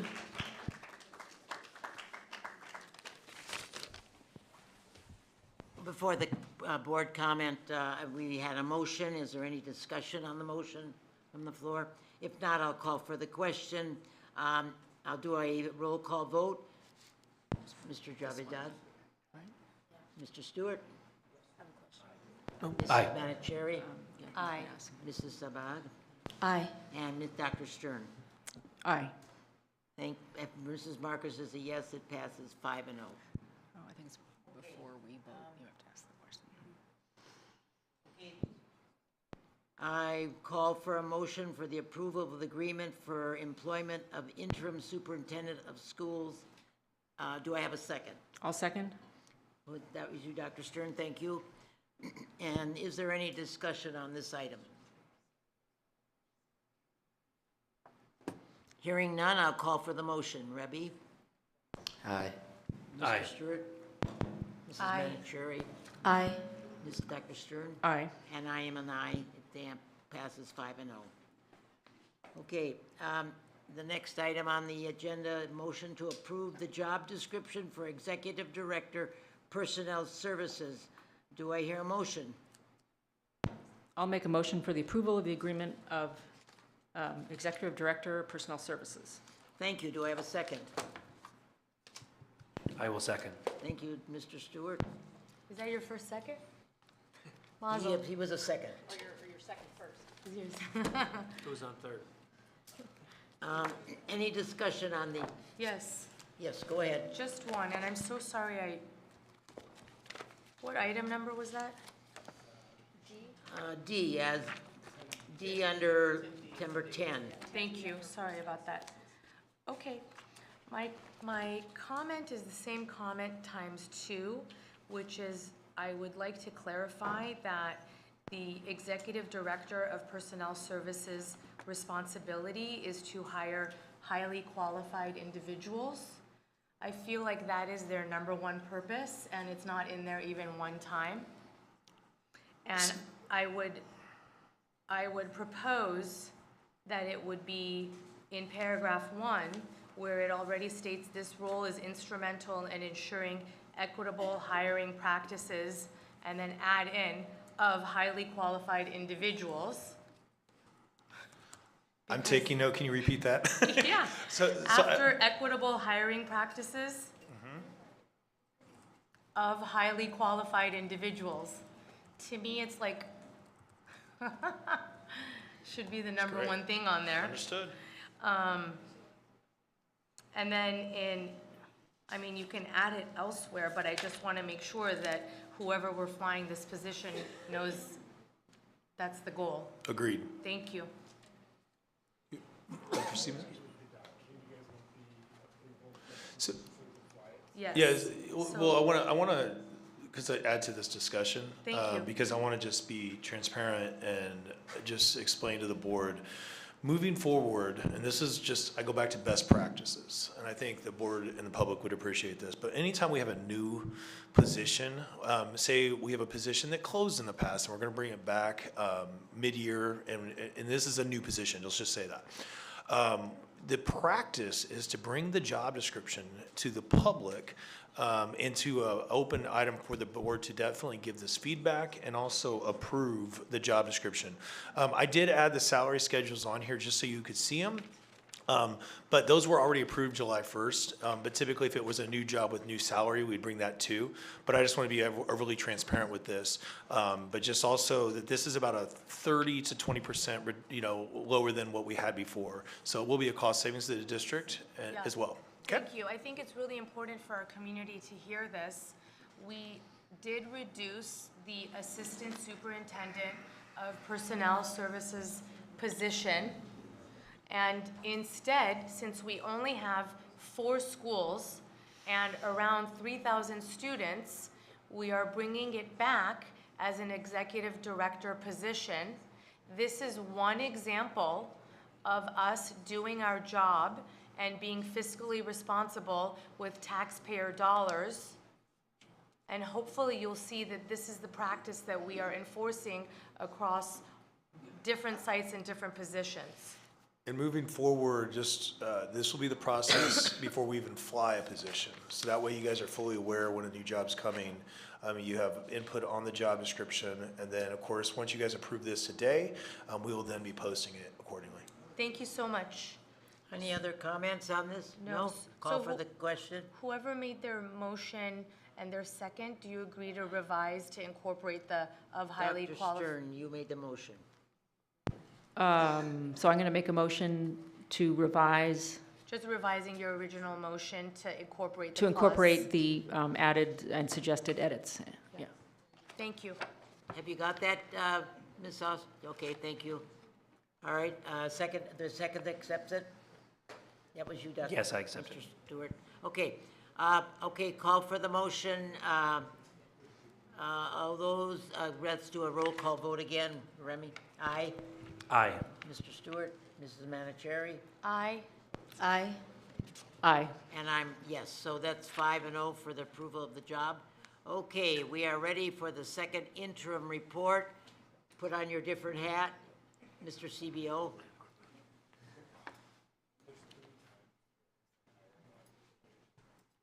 Thanks. That's Mary Lou, right?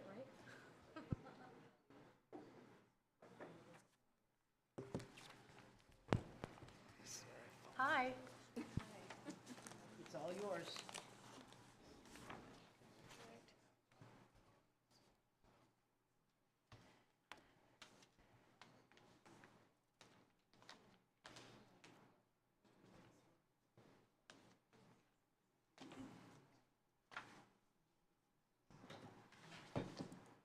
Okay. Ready? Yeah. Okay. Good evening, board. Miss our Marilu de Arcus will be presenting with me, and tonight is the second interim report, which again governed by statute.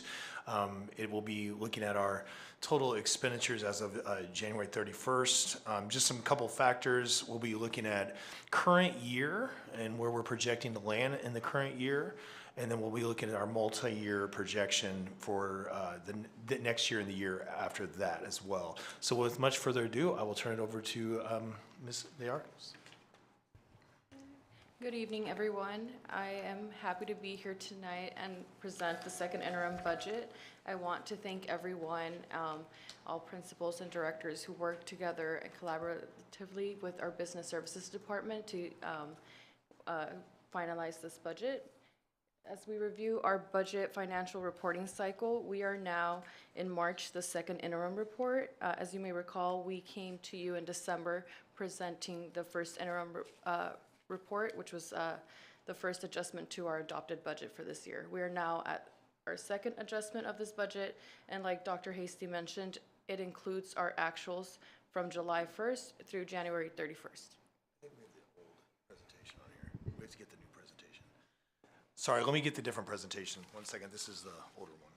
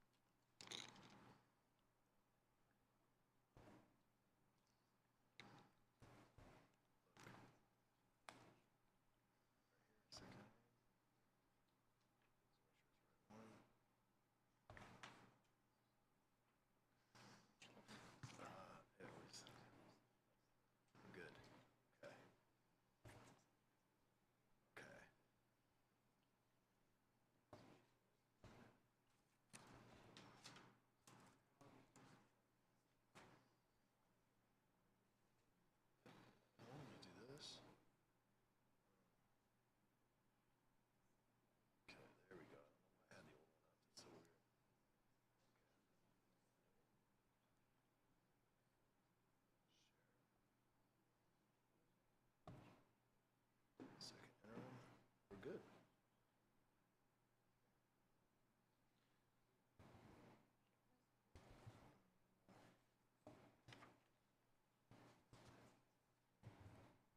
Okay, we can begin again.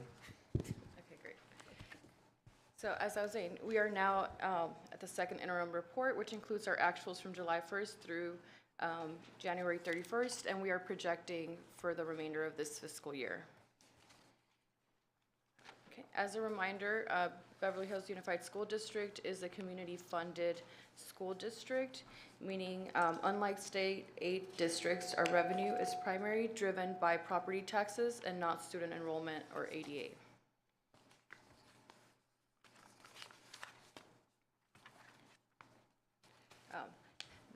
This means that some of the changes in ADA don't greatly affect us or our unrestricted revenues, and ADA increases result in lower per pupil revenues. In a community-funded district, fluctuations in property taxes directly impact our unrestricted revenues.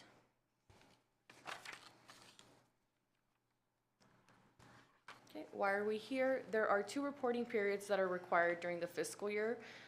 Like I said, we came to you in December for the first interim, and now we're here for the second interim, which is due to our County Office of Education and our state by March 15th, which includes our actuals from July 1st through January 31st. We recommend a positive certification. The district will meet its financial obligations in the current year and 2 subsequent fiscal years. And again, I always step in on this because that's the most critical part of this presentation, is that we are showing a positive certification. Here are some of our property tax revenues in the last couple of fiscal years. For this fiscal year, we are projecting $72,329,856 in property tax revenue.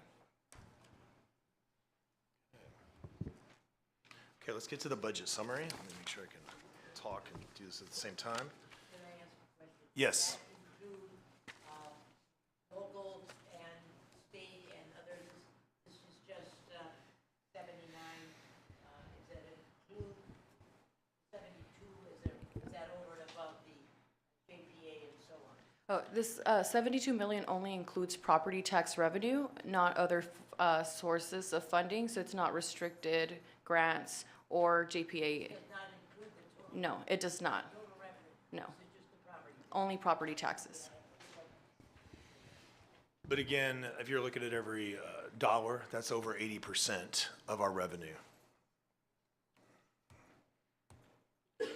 So just getting into this slide, we're looking at totals here. And so this is revenues, and you'll see that based on the latest calculations, we're down about $117,000 in revenue. Again, when I always consider variance, I look at anything over 5% is bad, but really under 3%, we're way under that with the variance, so we're good there. And then if we look at all other state revenue, we did have some more dollars come in with the, I want to say, what was that one? The CTE grant funds. That is money we are looking at to utilize for the culinary program potentially. We could use for modernization of the facilities for those purposes. Something we can be bringing back at a later date to talk about. But you can see where we are with that. We had $953,000 come in for that. Local revenue is down. We're pending some items that have just not been collected yet. But again, if you look at our totals in that, we're doing very well. And then if we have total general fund revenue, if you look at that, we're up. We have increased about $753,000. Okay, going to expenditures, total expenditures. We see we have a bit of a reduction of about $135,000. And again, just looking at some staffing adjustments and cost savings, it's very minuscule as to why it's been reduced. But then we get to classified salaries, and let me do a circle around that. Also, we have employee benefits. We've had right there with the benefits, 336. Usually we have a lot of people that will take the benefits around October, and then that would really not hit the books until January, so you'll see an increase on that. Then of course 394 for the classified salaries was an increase. We did increase those playground aides and give them more hours. The good news on this though, you see the green side, Marilu and the business office have worked extremely hard to really implement stronger controls. She started this work definitely well before I got here, but we're starting to see the benefits of that when we look at just overall materials and supplies, or the expenditures have reduced there from what was budgeted. And then if you look at services and other overall operating services, which is really contracts, those are down as well. So that's a good reduction in expenditures from where we started. And then if you go down to interfund transfers, you have that $250,000. What that is when we are talking about transfers out to different funds. And so you'd be talking about like Fund 17, deferred maintenance, which is Fund 14. We added another $250,000 just for legal liabilities and those things. But that 2.6 is including, we budgeted that district office move and things like that. So we are able to still transfer out into another fund for backup as needed, and also just for insurance as needed in the current year. Looking at the overall, yes, expenditures you'll see have, right now we're at 833,000. You'll see operational impact. This is good news, but not where we need to be. Because at the end of the day, we went from $8 million deficit spending. We're down to 7.2 because we've made some good choices. We've done some, the right things. But however, we're not there yet, and we need to keep moving that direction.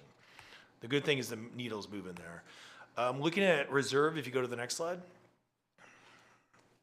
So current year, I know the Finance Committee has made that recommendation over the years of a 30%. This year we are at 26, remaining there as it stands. And then again, we've had some different costs that are going to affect us in the 25-26 year. So we're at 27. That is a good sign, though, that the reserve is going back up based on the projections. And of course, with many of the proposed reductions we've been discussing, we're looking at going into that 30% reserve back there in the 26-27 year.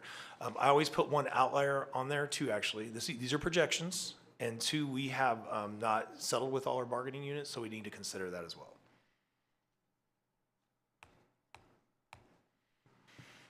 Okay, so I know the board gave us direction with regard to a potential COP or loan option down the line with if our bond funds were running short. So what we did, we're able to put a line item in the 25-26, and I actually put, Marilu put the page in the actual big document, and you see page 121 of the 155-page big document. But in there is where you'll find that. So what we're doing, it's not so much of a savings as money, but we're getting ready to budget for that payment.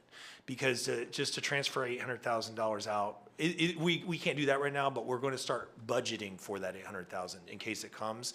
And so that's just a placeholder, if you will, and I think that'll be just a good practice that will continue just in case our bond programs run short and we do have to use a lending option down the line. Okay, so going into the other, go ahead.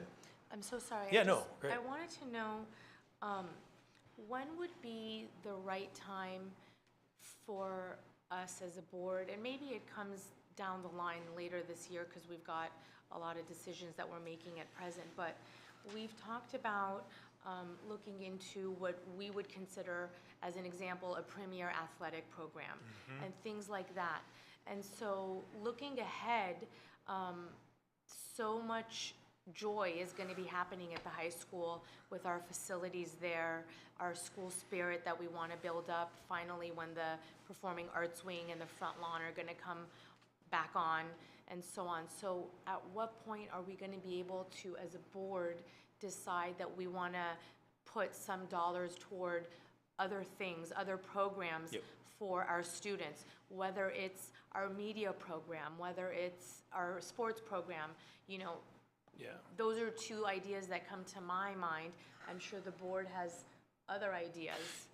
Because I noticed that Well, you're exactly. setting the I think that's a dollars great aside. question, and it's actually exciting because you have 3 college-level athletes at your highest level of leadership I know. that One would have a lot volleyball, to. one basketball, Yeah, one football, yeah. so we've got it covered. So I think, in discussion with the board, just really exploring the revenue sources.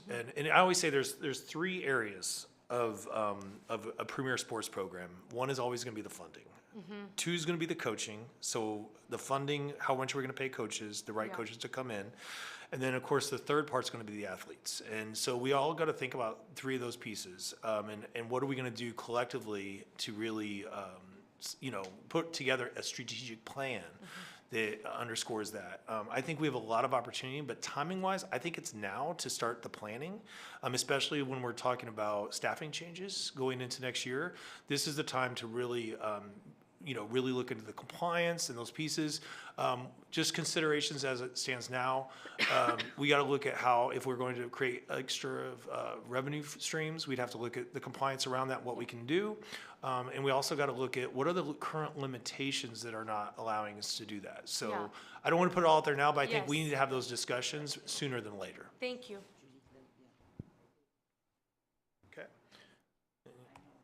Okay, so this last slide's pretty simple, and these are projected where we're projected as of now to end. In the Fund 13, again, that's our nutrition fund. At the end of the year, we're looking at 1.3 and positive, and then we have that deferred maintenance fund. We're looking at 351,000 where we'll end, and then the special reserve. Then we have, of course, the bond, which is 25 million, and then we have developer fees, which is 2 million. And then, of course, the school facilities, that state seismic, that 16, which again, we're going to be strategically and working with the bond program to leverage those funds to complete projects as needed. So keep that in mind. Some of those dollars will be used for that. And then, of course, our self-insurance fund, Fund 67, which we're paying benefits to our employees as needed and retirees. And then the big one there, we see that 71, that is our trust. And again, it's our irrevocable trust that we're trying to fully fund our liabilities, and just to be, that is an incredible number to be there now and where we're going with that. If we get a fully funded liability, we're going to be in a much better spot fiscally in the long term. Next steps. You want to do next steps? Sure. Our next steps would be the approval of second interim budget today. And then we expect further revisions at estimated actuals. That's when we come back to you in June to present the adopted budget for the next fiscal year. We will also come with estimated actuals, meaning closer information with like more actuals through the end of the fiscal year. And we will continue to monitor our property taxes and any expiring funding, such as our AMM and LREBG grants. And again, I will name all these names now, but I want to say thank you. The team here is a true shining star of Beverly Hills Unified School District. We have an incredible fiscal group, business services. I am always amazed just how thorough, their eye for detail, and their bravery, because they're willing to tell everybody if we're not doing things right, they're speaking up, and I really appreciate that. And again, we do things right because they do speak up. So it's just really a great layers upon layers of control that's keeping us fiscally healthy as an organization. Thank you. I'm going to have their call for a motion, and then we'll have any discussion. Call for a motion to approve the second interim report. I'll move to approve the second interim report 2024-2025. Thank you, and I have a second. I'll second. Thank you, Dr. Stern and Mrs. Manicherry. Okay, any discussion on any questions? Yeah, I do. Go ahead. Okay.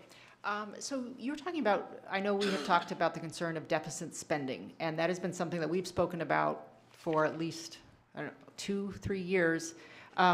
So now, at this point where we are, you're saying that we're getting closer to rectifying that situation, and so our reserves are going to more closely approach 30%? In the third year. Now, remember, the budget you're seeing here is, so we have a current year projected budget of 7.2 million in deficit. When you take all your revenues over expenditures, we were at 8 at first interim. So we've been able to reduce that by 833,000 in deficit spending. Now, and this is another, when we look at those subsequent years, we are budgeting reductions moving forward. And so that's why it's indicative and pertinent that we make these reductions to meet those reserves down the line per guidance from the financial committee and just best practice for us. Okay, thank you. I have a couple questions. The 800, are we expecting a deficit this year of you said that the deficit operational impact revenues minus expenses, and we've lowered, but it looked like we were going to be an $8 million deficit to begin with. Exactly. That was at first interim what we reported. And now we're down to 7.2. So we are actually not in deficit spending then. We're below what we should. We're current year, we're still deficit spending. That's what I wanted. But our deficit spending has reduced. Right. By 833,000. Okay, that's number one. Can you account for the fact that the taxes that we were receiving, there was a decrease in the property tax revenue? Why is there a decrease in? Oh, you're talking about? On $117,000, change in the projected, if anything, how did? Marilu's more of an expert, but I know property taxes is decided on a lot of things, and it can fluctuate from period to period based on a multitude, but you want to? Right, so the last time when we presented first interim, we came with you with the latest information at that time. And now, based on our LA County information of what we're projected to receive in property taxes, this is a new number. That's the difference.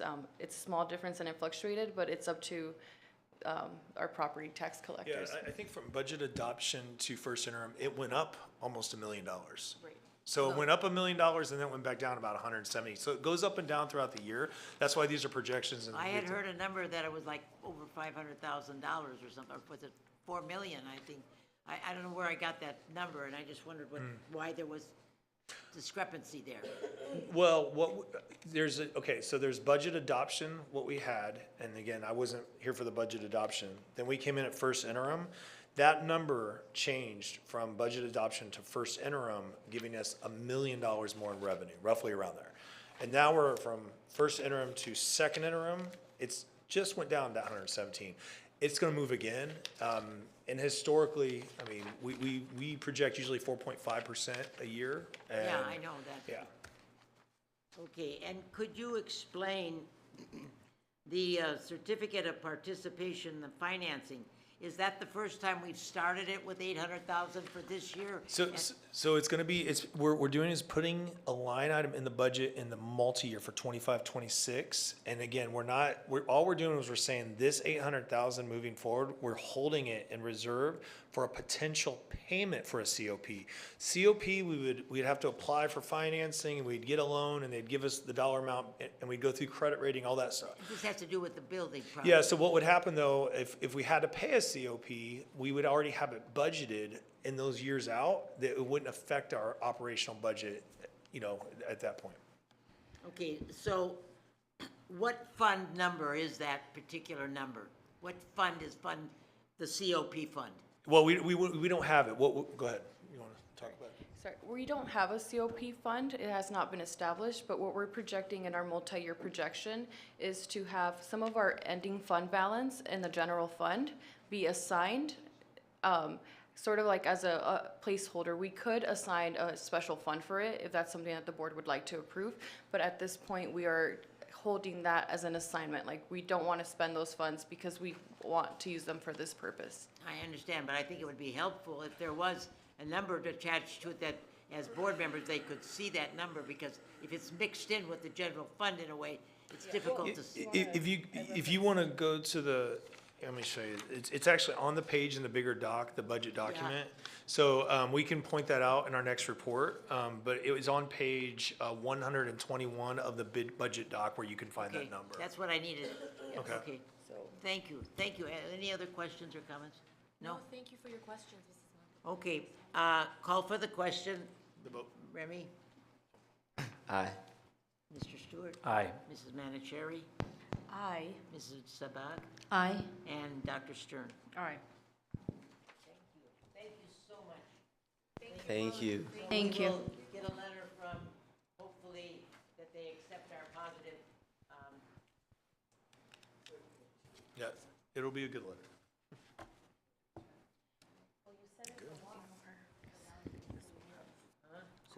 I love when you say, I expect a positive certification.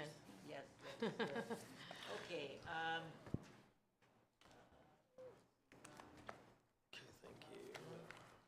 okay, next is the potential bond refinancing presentation by Keegan. I'd like to, is there someone that's going to present this? Oh, hello. Welcome, sorry to make you wait. No problem. Good evening. Good evening. Can you speak into the microphone? Yes. Good evening. Thank you for having me back tonight. For some of you that may not remember me or know me, my name is Chris Hyatt from Keegan. We're the district's longtime financial advisor to on your bond program.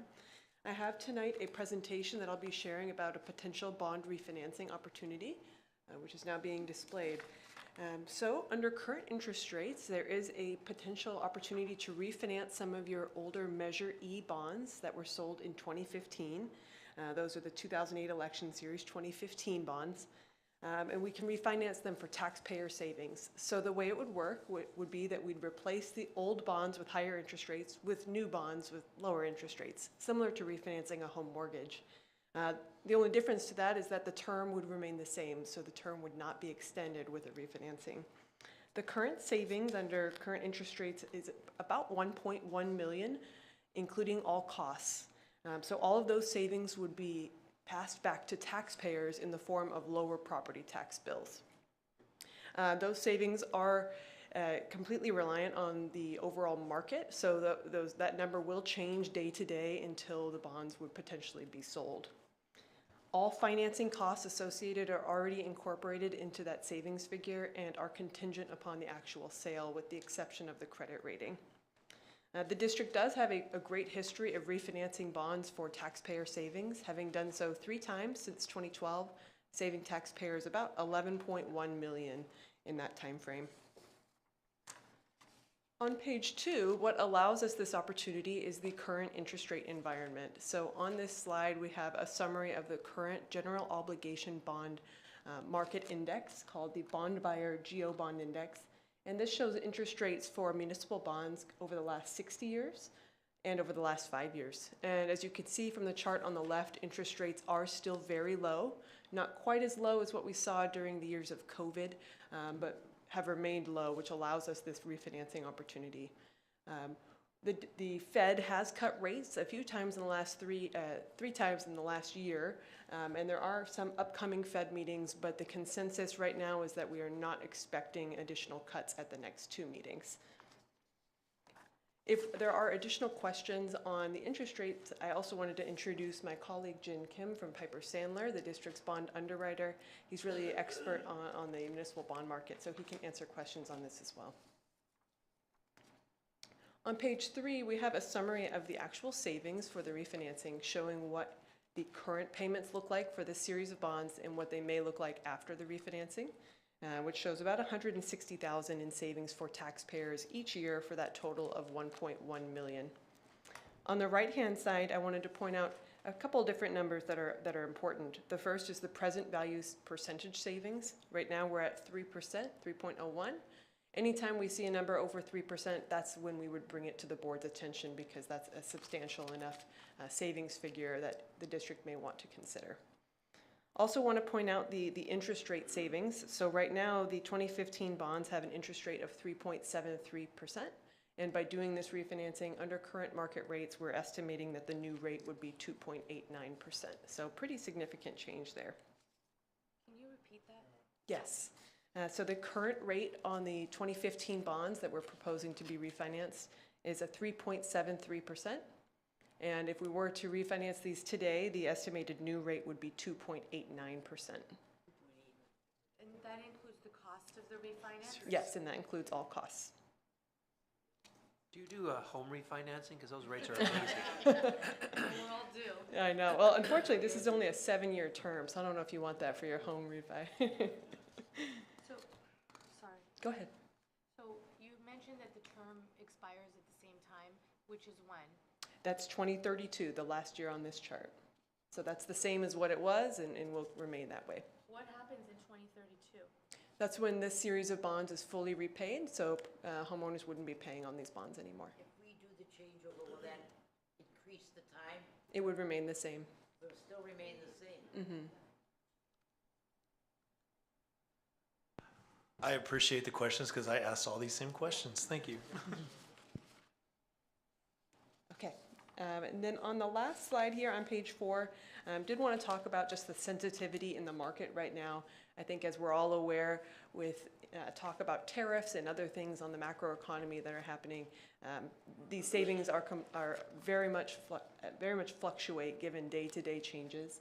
So every increase in interest rate of 0.1% would change our savings downward by $120,000, and every decrease in interest rates of 0.1% increases our savings by $120,000. So every day as we see talks of tariffs and these things that impact the market, these savings will change until the board gives us the okay and they actually sell the refinancing and we lock in the savings level. So in terms of next steps, we would propose coming back to the board at your next board meeting with legal documents to allow the district to move forward with the refinancing. With that approval, we would move forward with getting an updated credit rating from Standard & Poor's, which is required to sell any sort of bonds. We would then market the bonds to investors and sell the bonds sometime in May or June, depending on market conditions. Our goal would be to try and time the market as best we can to maximize these savings. And from there, about 2 weeks later, we'd close the refinancings and the savings would be passed back to property taxpayers in the form of lower bills in future years. Thank you so much for that interesting and very informative report. This is just information. Since this is only not an action item, just information, is there any questions about it? Remy, do you have any questions? Not at this time, but great report. Thank you. Okay, Mr. Stewart. Do you believe that the current federal climate of what's going on there is going to make the rates fluctuate tremendously, and which way do you We are seeing that. So for instance, today when the talks of tariffs went up, people were flocking into the municipal bond market, which actually increases our rates, which hurts this refinancing.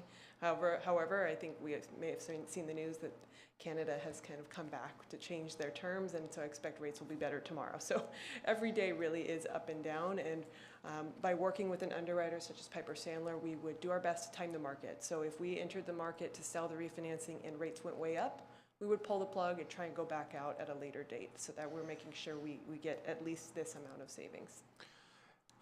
And I went through this process before, and it was really interesting. So we're doing a big questionnaire. So we have an interview where Will, myself, Marilu, we're going to be answering a lot of questions. Which group is it again? Standard & Poor's. Standard & Poor's. So they do an interview, and it's like a capacity interview. But again, doing this before, we do try to time it on the right date, and they kind of look at it. And I've seen it where we move the date and change it to get that best rate. Just like if you're trying to get a financing on a house, you want to get the right date, right? So that will be a part of the strategy. I just was curious to know, let's say rates do continue to go down in the next year or two, are we prevented from refinancing again?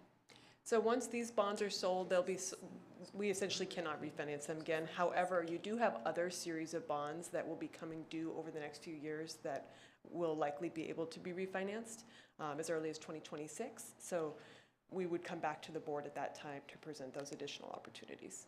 Got you. So then these would be locked, this 76 million of 2015 bonds. So can you explain this to me? It's the 2008 election general bond obligation series 2015. So does that mean that the bond it passed in the city of Beverly Hills in 2008 or 2015? It was approved by Beverly Hills Unified Taxpayers in 2008. But these bonds were one of the later tranches to be sold, and they were sold in 2015. Okay, and they have never been refinanced? The series has not, no. Okay, so then it would be good to refinance this chunk and then move forward? That's right. Usually whenever there's an opportunity that meets kind of the economic minimums, districts tend to move forward, take the opportunity when you have it, rather than trying to time the market perfectly. But like I said, there will be additional opportunities in future years. And then what would be the next bond that you would recommend to refinance? It's And why actually- not do them all now? We're prohibited from doing all of them now because when bonds are sold, they're generally sold with about what's called a call provision. It's the date in the future that they can be refinanced. So the next date for us on a prior series is 2026. So we'd have to wait until that official date to refinance them. But we would be looking at additional Measure E bonds and then Measure BH bonds when the time comes. Okay, I'm just hesitating a little on pulling the trigger right now because who knows what will happen in the market 6 months. I know it's better to be conservative and go for it, but it could be interesting to see how the cookie crumbles in the next year. No, that's the thing. So, I mean, I think it sounds great. It sounds like a great plan. Dr. Hasty, do you have any desire to connect with our partners at the city and see if they are looking into this or have any experience in it, or are you feeling very confident that we should I'm pull confident the in this trigger? process. Yeah. And again, what Chris said, we don't pull the trigger unless we know it's going to be beneficial for the community. So, you know, you got to look at what is the end result here. You know, we all pay property taxes in some respect. And so you know, once we do this refinance, that property tax will reduce to a certain level because we're refinancing this. So this is just one small series, but it's good to get the board to go through the exercise. It won't be a huge savings to everybody, but it sets us up for the next round, and and then we just get into the practice of doing this. It's a bit of cleaning house, if you will. Yeah. It ultimately benefits the taxpayers and your constituents. Yeah, I mean, on the face of it, it's almost a one point drop. So in and of itself is significant, and it's already below 4. So it's Exactly. Yeah, it's definitely something we would recommend you consider. Thank you. I appreciate your answers. Thank you for bringing this to us. Any other comments on? I think that if our taxpayers see a little bit of a change due to this, they might like it. I don't know how much it will equate to on their tax bills, but hopefully they'll be happy with whatever little bit it could be. Is there a limit to the number of times that you can refinance or is this the first time you're doing it, and it's because at this point it's so good that we will do it? I'm just curious to know if you can do it more than once, or if you wait for a certain time and then do it your only chance. You can do it more than once, but generally it's 8 to 10 years or so before you can do it again. So they have to be a long series of bonds to be able to do it multiple times. So in other words, before you can do it again, even then you hope that the interest rate has gone down. Right. And to your point about sharing the news with your public, we would recommend you put out a press release. You know, if you move forward and we lock in these savings, you can put a blurb on your website to say, hey, we've saved you $1 million for your property taxes. We're being good stewards of taxpayer dollars. You have that we can put out there. That would be very, very good. I think it might be something that our community might like to hear. Definitely. Thank you so much. We appreciate that. And hope to see you back in what, 2 weeks or a month for the report for approval. Thank you.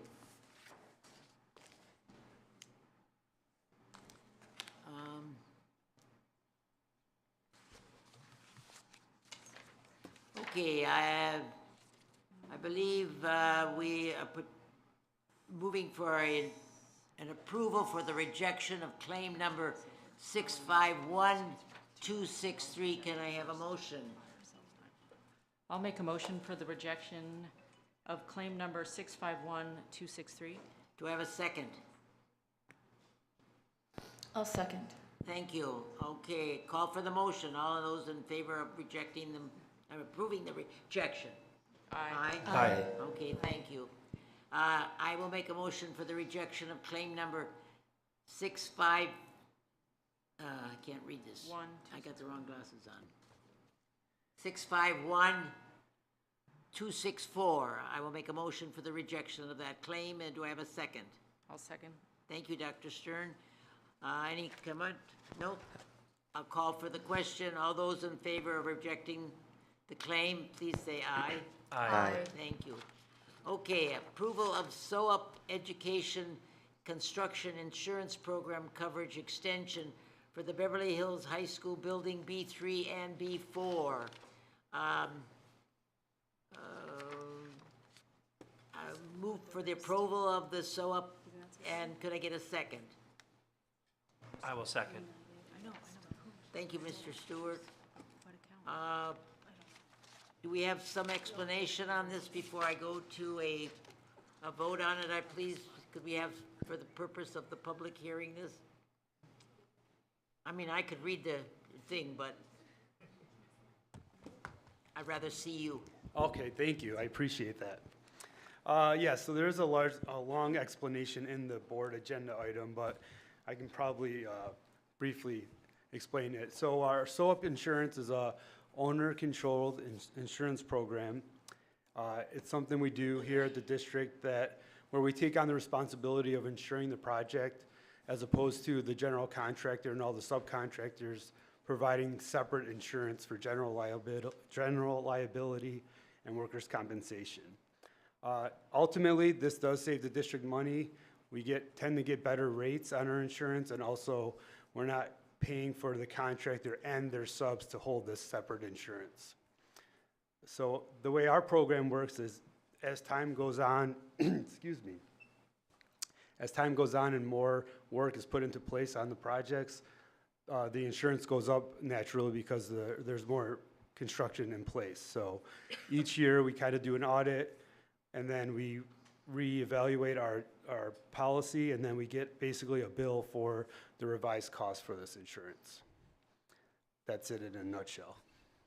So this extension is for $962,125.67 for the continuation, is that correct? Correct.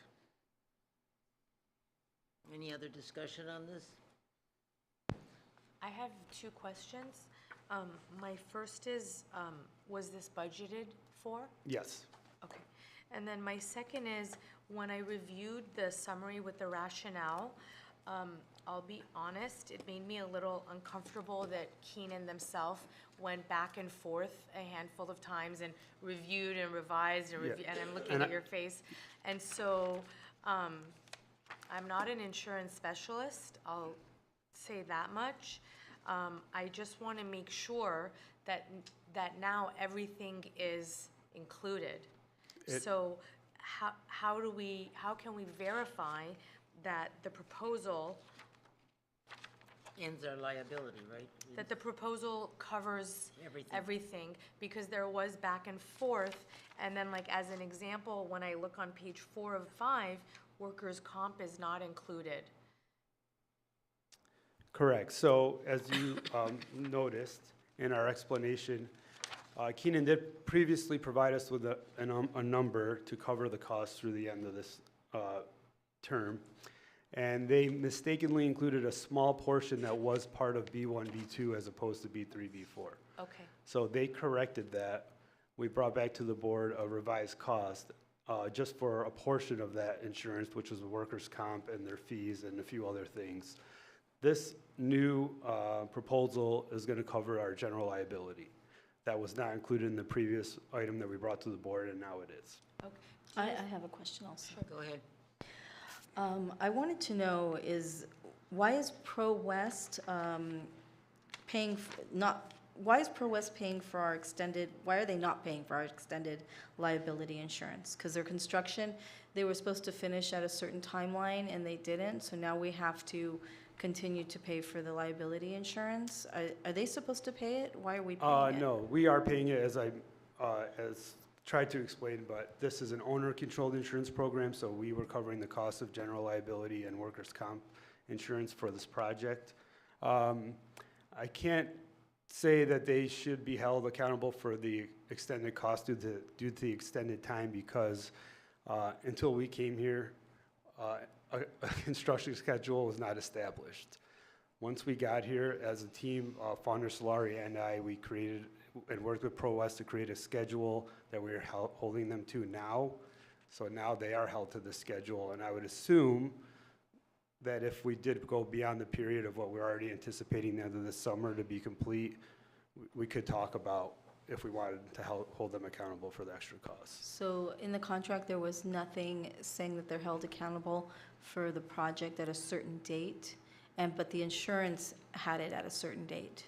Well, the insurance didn't have it at a certain date. They just agreed to adjust the cost for insurance or the policy amounts based on how much construction is put in place. So sometimes in other districts and other contractors would have insurance that cover the cost of the entire project and pay for it all at once in the beginning. But by doing this, we're not paying that cost in the beginning, and actually we're paying as we go, which is a better deal in the end. And let me, correct me if I'm wrong, Will. We're going to pay this regardless. That's it's tough. I mean, I'm not happy with some of the history here either. And Will's done a good job of cleaning this up, but even if we wanted them to cover the liability and all this insurance, they're going to pass that cost on to us. It will be in their cost. So this is one of the challenges we've had, but I think Will's done a good job again, getting them to have a schedule, to do these things. So we can definitely explore those other pieces, but where we're at with this insurance, it's ours. We are going to get things covered. If we did not want to do this, ProWest or the company would be doing it, but then they would just have a different price for us and we'd be paying for it anyway. So I think it's, at this point, given the history, it's good for us to have this insurance and own it moving forward. Thank you for the explanation. For the future, can I give an example of, can we do something where we can see the price of the liability insurance, and before we don't have to divulge how much the liability insurance will be, we can ask them what their contract is with liability insurance? And then Sure, we can could decide do that in the future. what would be well worth, Just as a reference for Building C, our new Con-On building, we have the same program in place. We've already approved, I believe, the first amount for the first GMP 1 and 2. So that is something, but we could ask the contractor how much it would have been for them to provide it, if that's what you're asking. Yeah, because liability insurance is extremely expensive, Yes. and And just to- Taking that on with your conversation, as we're approaching now the Building C with a different contractor. Huh? I wanted to know if this can be incorporated now at that point, or have we already entered into insurance and so on, so that this, maybe we might be able to be better off with something, I don't know. We already entered into that for Building C as well with Swinnerton.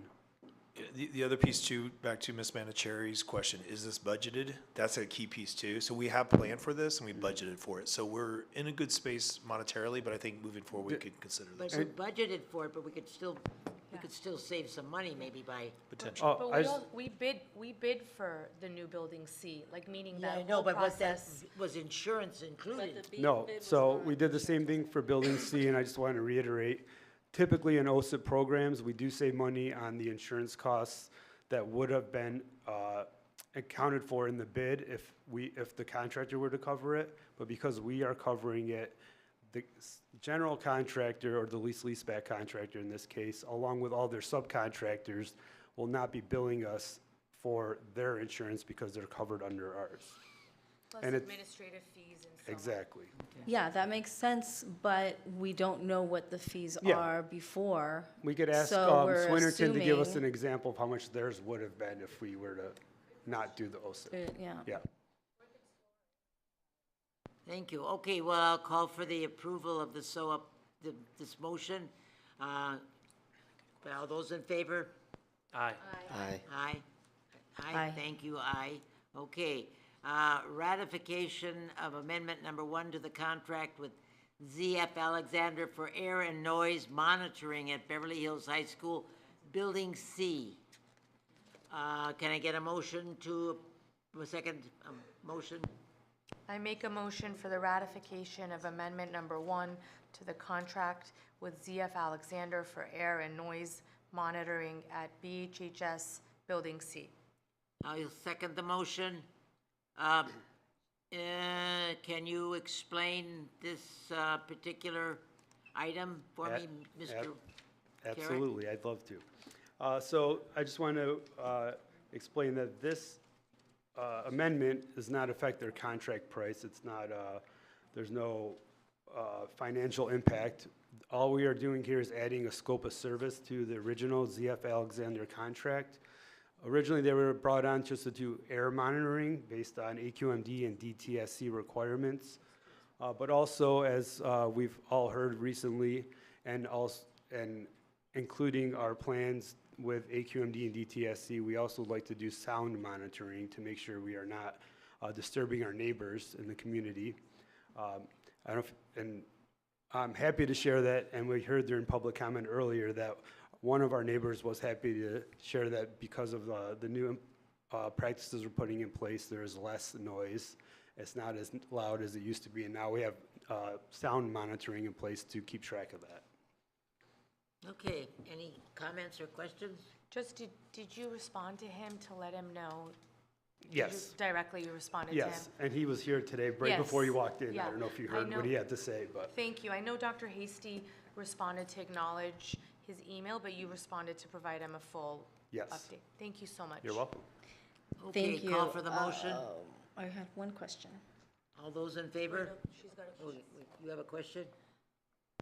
Well, just to piggyback what Judy said, thank you for responding. I didn't see the response. I know he sent an email, and I was concerned about that. But I wanted to know, so why do we have noise control? It's between 7 a.m. to 7 p.m.? 10 p.m. is actually when we're starting our work at night, 10 p.m. to 5 a.m. But the monitors run 24 hours, but we monitor it specifically during the night construction work. So my question is the fee for ZF Alexander, right? Yep. Okay, so it says that it's, I made a note, that it's from 7 a.m. to 7 p.m., and they're charging us $8,500 a month? Correct. So, like I said, they're doing noise monitoring and air monitoring as well.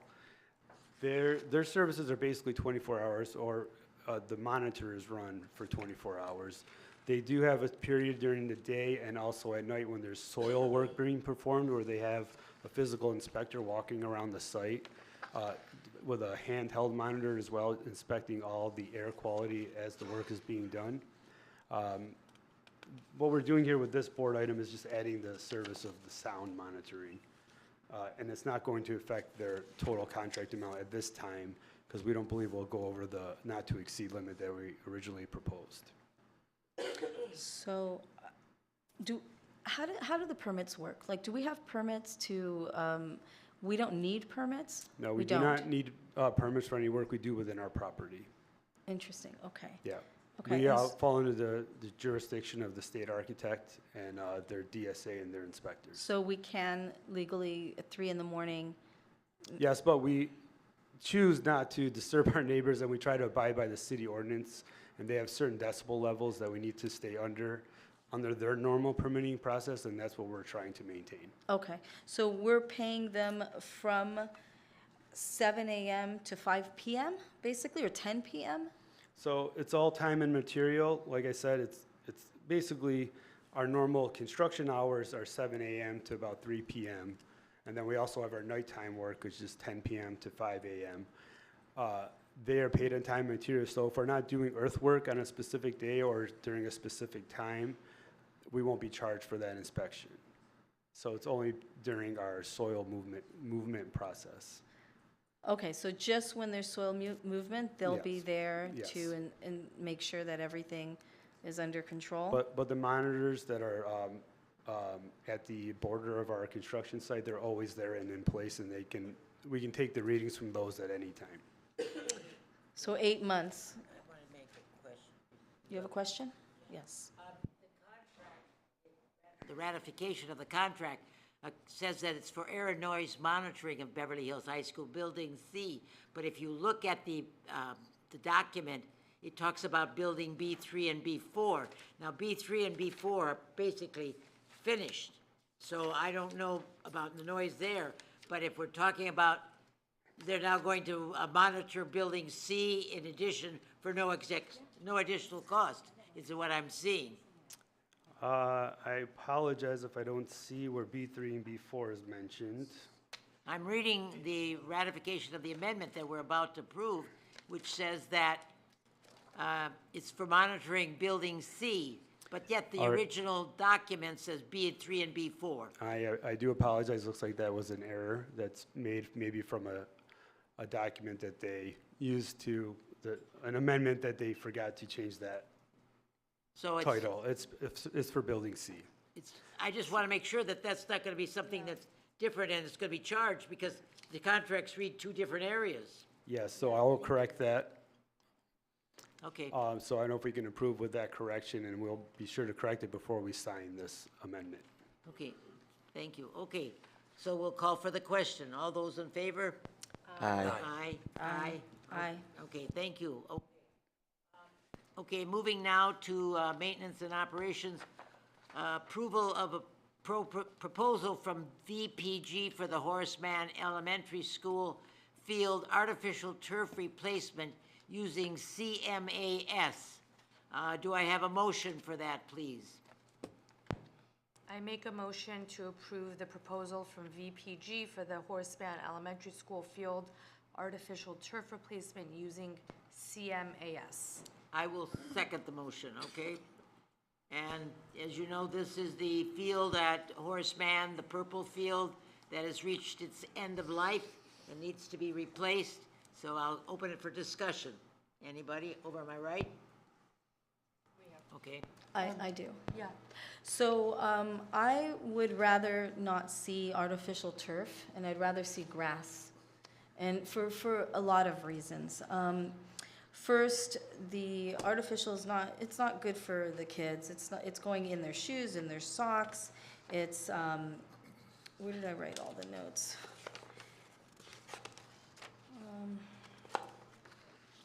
It's extremely expensive. What is the difference in price between the artificial turf and grass? And I understand there's maintenance. Natural grass.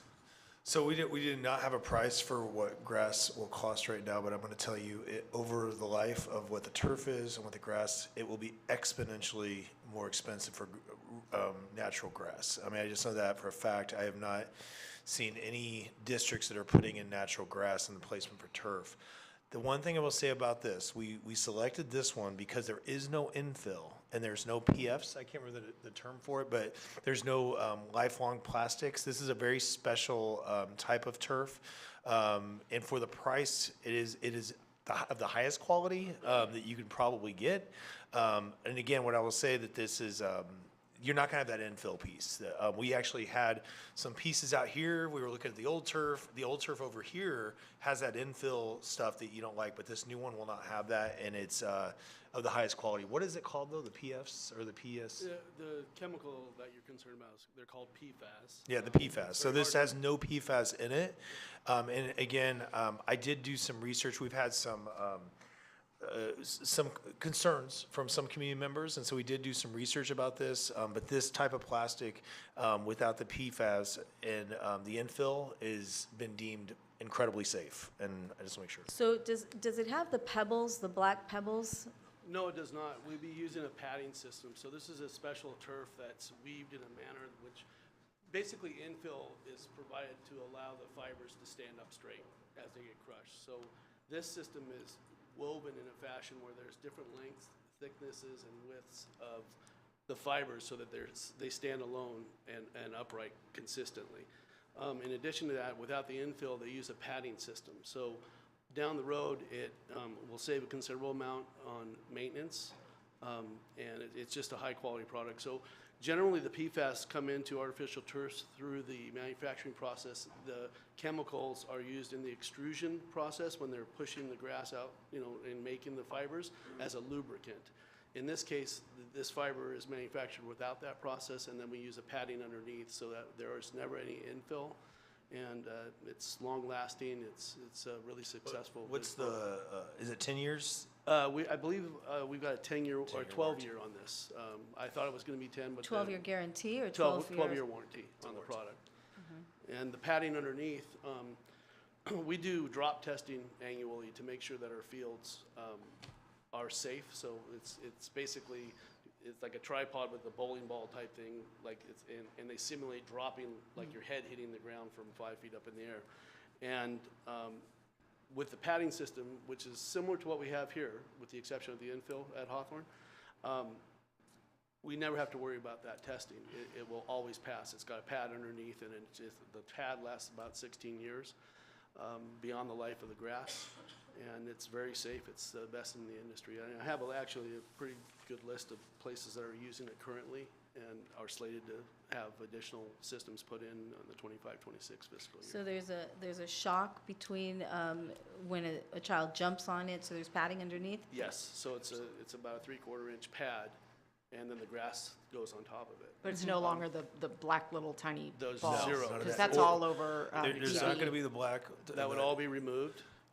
I also want to mention one other thing with regard to the Horace Mann property. So the Horace Mann purple field is built on top of a metal deck that is above the parking structure below. So it's an unusual situation that would not accommodate the use of natural grass. You'd have There's no soil, basically. You would have to put a buffer in there. There'd be waterproofing issues. There's no irrigation system. I don't even think it's practical. We haven't looked into it, but just understanding what the substrate is, it's not conducive to put natural grass on top. I will say there's been studies done. I did a lot of work with turf over my career. In my last district in Moore Park,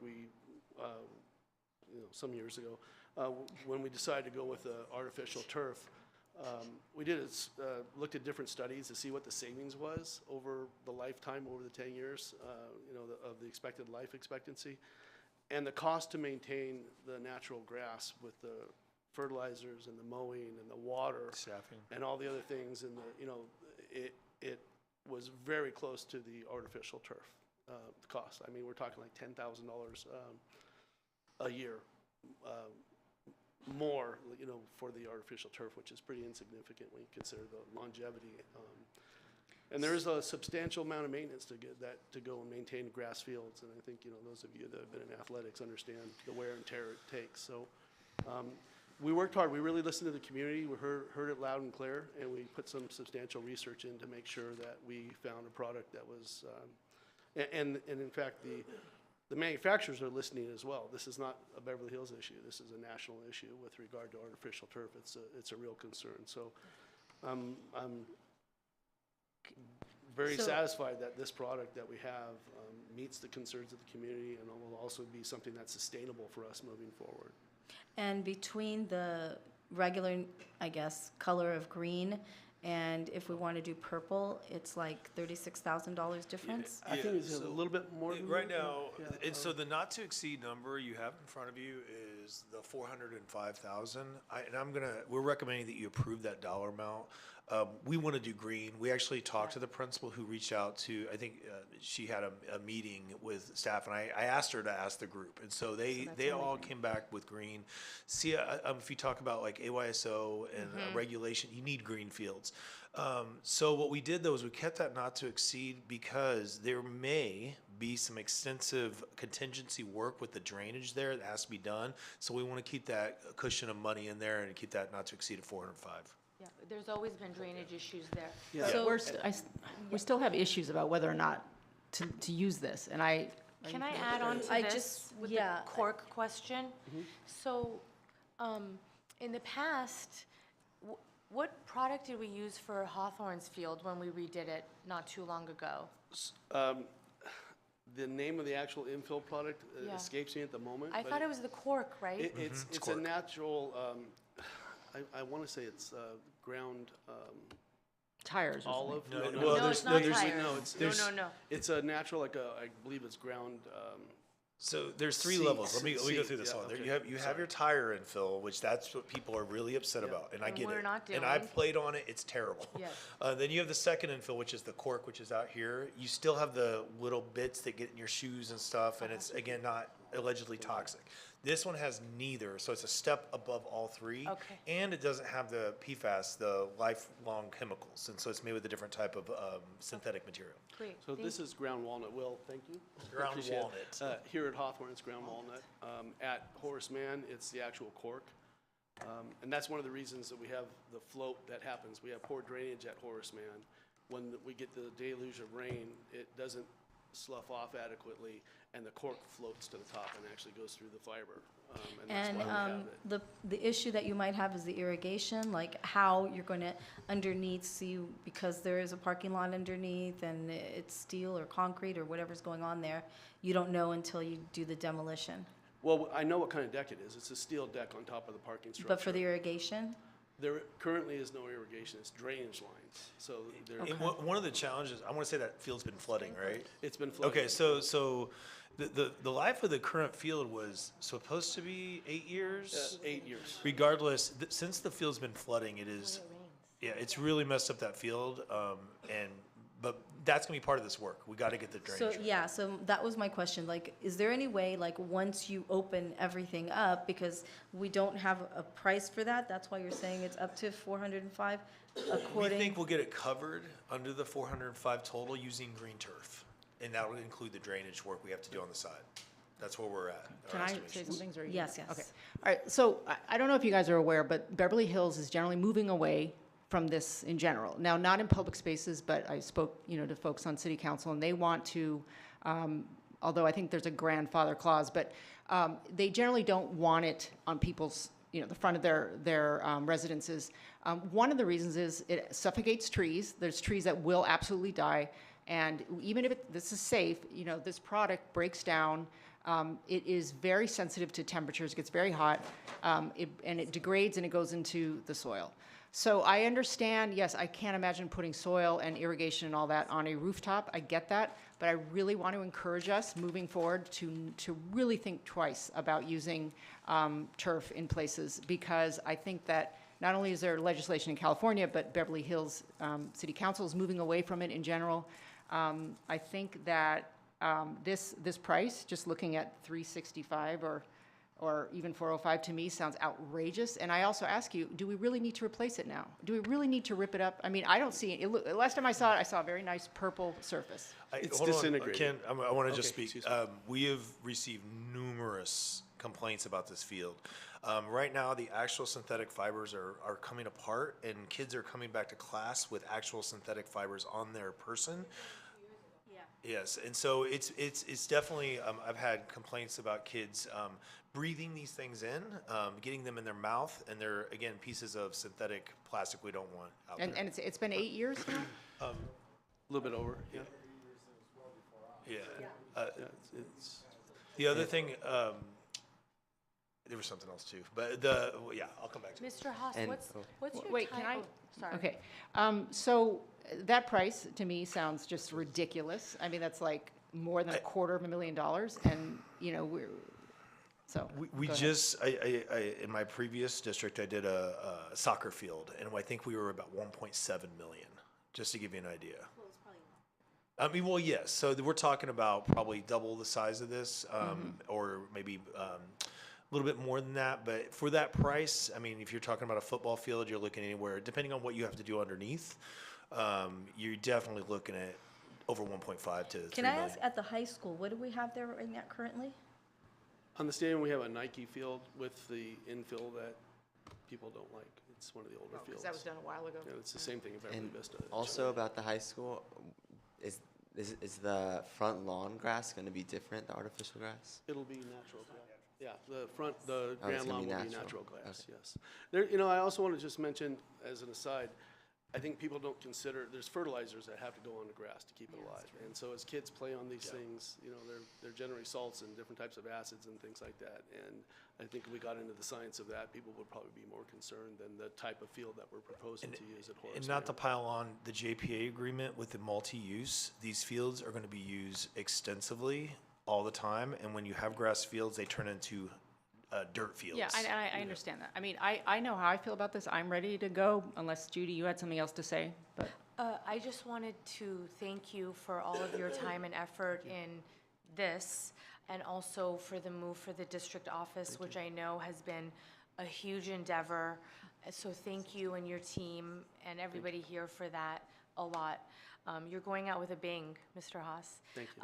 And I wanted to welcome you back to the board at your convenience to share with us any information you might have about the additional gate that we wanted to put at the front of Horseman to make sure the students are not spilling into the street. Is that, so whenever you have time for that, we welcome that.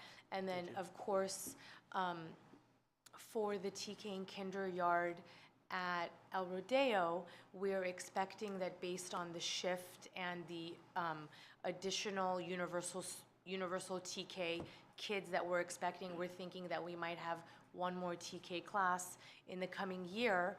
Maybe a kindergarten will be reduced, but that area is going to be continue to be heavily used. So whatever you can do to make more of that area usable for the students would be welcome. So please let us know what you can do for them. We'll do that. Those are ongoing conversations which will conclude shortly, and we'll have a plan that we'll be able to present. Thank you so much. Thank you. One of the question that I have is what is this a part of deferred maintenance that this is coming from, or is this? I know that because I don't know where it's coming from. Yes, it will be funded out of the 24-25 deferred maintenance budget. And my timeline-wise, my expectation, if we get this approved and we get a contract in place, they can order it right away. These turfs do not sit on a shelf anymore. They're manufactured as they're ordered. So we're looking probably 6 to 8 weeks of manufacture time. Once they lock in a date, and after we give them approval, we would actually start the demolition process right away, because that's about a 3-week working process. While the kids are in school then? I would propose we do that, so we get it done as soon as possible. The field is disintegrating. So, and something I've learned actually in my recent research, these fields, when they go, they just go. It's that, they actually break down very quickly. So it is important that we get it done as soon as possible. And even if we do it during the summertime, we're going to impact JPA or other activities. Should we move on to a vote on this? One thing I want to clarify, though, this is budgeted. What? This is budgeted. This work is budgeted right now, so I just want to make sure. If there's no further conversation or discussion, I'll call for the question. All those in favor, say aye. Aye. Aye. Aye. No. You're saying no? Right. Okay, motion is 4 yes, 5 1 and 1 no. Thank you. Okay. Thank you. Thank you. Thank you. Thank you. Okay. I have one more piece of business, the Health and Safety Commission. It doesn't really require a motion, but Mr. Stewart really wants to, he feels he might have been a little bit left out because he didn't get his words out fast enough, and I took the job. Sorry about that, Mr. Stewart, but I'm giving you the chance now. If you'd like to have the position of the liaison to the Health and Safety Commission, I will be happy to. No, I don't want it alone. I want it to be with you. Let's do a plus. I mean, there's all of these ands next to all these You would other like it names. to be and Mrs. Of Martin. course. Well, then I would like it to say Mr. Russell Stewart and Mrs. I Martin. feel so privileged to go before you. Thank you. Well, if you can't go, then I will go. That's the Perfect. reason I'm saying. You are going to Understood. be the official, and I will be there in case you can't make it. How's Understood. that? And I think I will notify them that you are now the go-to person. But I'll get it also. Perfect. Okay? Okay, so if there's no question about that, it's time now for the board meeting reports, and we'll start with my communications now. I just want to say this, the past, I think 2 weeks ago, we had a WASC report where like every 6 years they come to see our school and make sure our diplomas are actually accurate and we're doing everything a school should be doing. And I wanted to tell you guys how our school, Beverly Hills High School, was like accredited greatly. Like they really loved our school. They said how our academics was stronger. From sports to academics, everything looks great. And they were even, at least what I heard, that they moved the meeting. It was supposed to be like after school. They moved it to lunch because they wanted to report, because they were so happy with how great our school was. They wanted to tell us quickly. So I just wanted to give you guys all that Are information. you on the WASC report, are you talking about the? Yeah, WASC? the WASC. Get certification? Oh, They're gonna come and do at the March 20. oh, We haven't gotten the report, the official okay. report I'm yet. sorry. No, you're right. No, this is good. No, you're awesome. I just heard good news. I've heard from like You gave us a teachers sneak saying. preview. Yeah. I mean, when ASB students were speaking to them, I know they were like saying how your school is very strong academically and with sports So and we're everything. gonna look for So a very positive hopefully we report. look for a positive. Good report. news That's is always wonderful. welcome. Thank you, that's very good. Okay. I will just say it's sneak preview. Mr. Stewart, your turn. Wow, where do I begin? I want to address some of the things that were discussed here today. First of all, I want to say I'm sorry to Sigali Sabag for what was said about you. I'm not worried about myself. I was kind of expecting the kind of attitude towards me, but you don't deserve that. You've worked so hard. You've sacrificed so much. You put in so much effort. The research that you do on these numbers to try and make us fiscally responsible is just absolutely world class. And I really believe that the district is so blessed to have you here.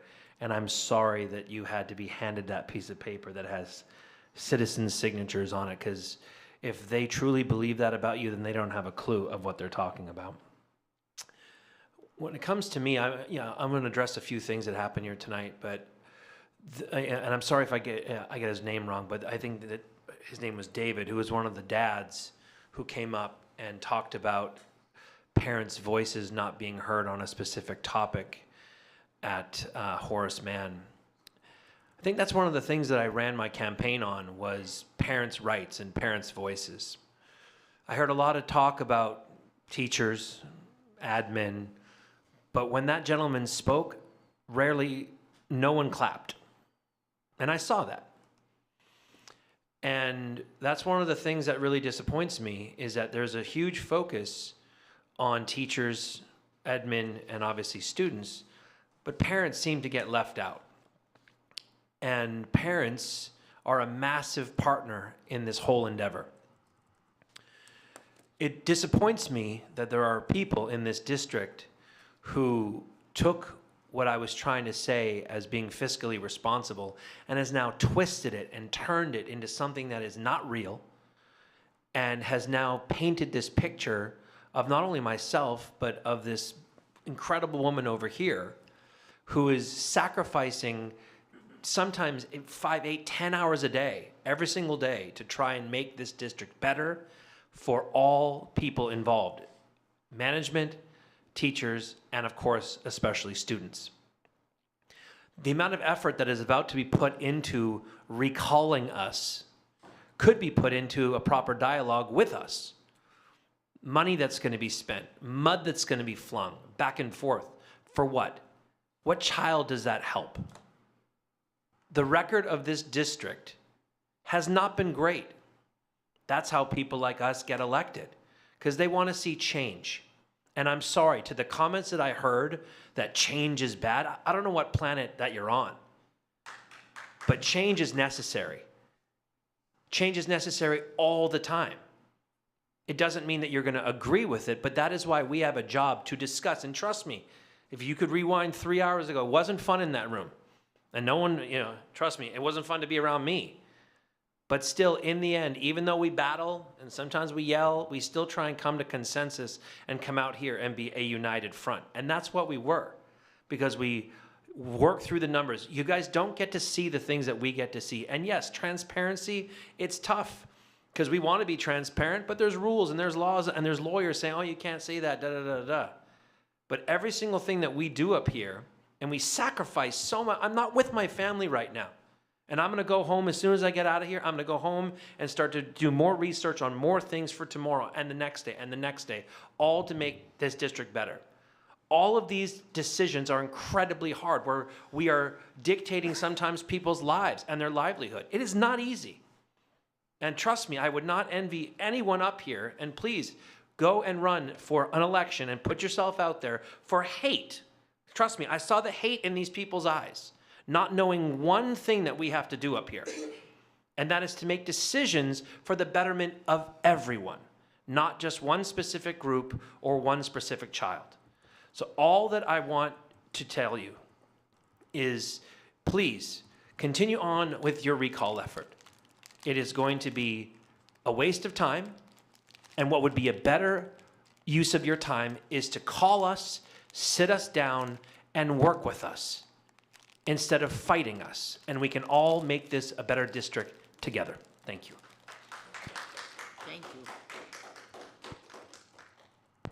Thank you. I said my piece earlier.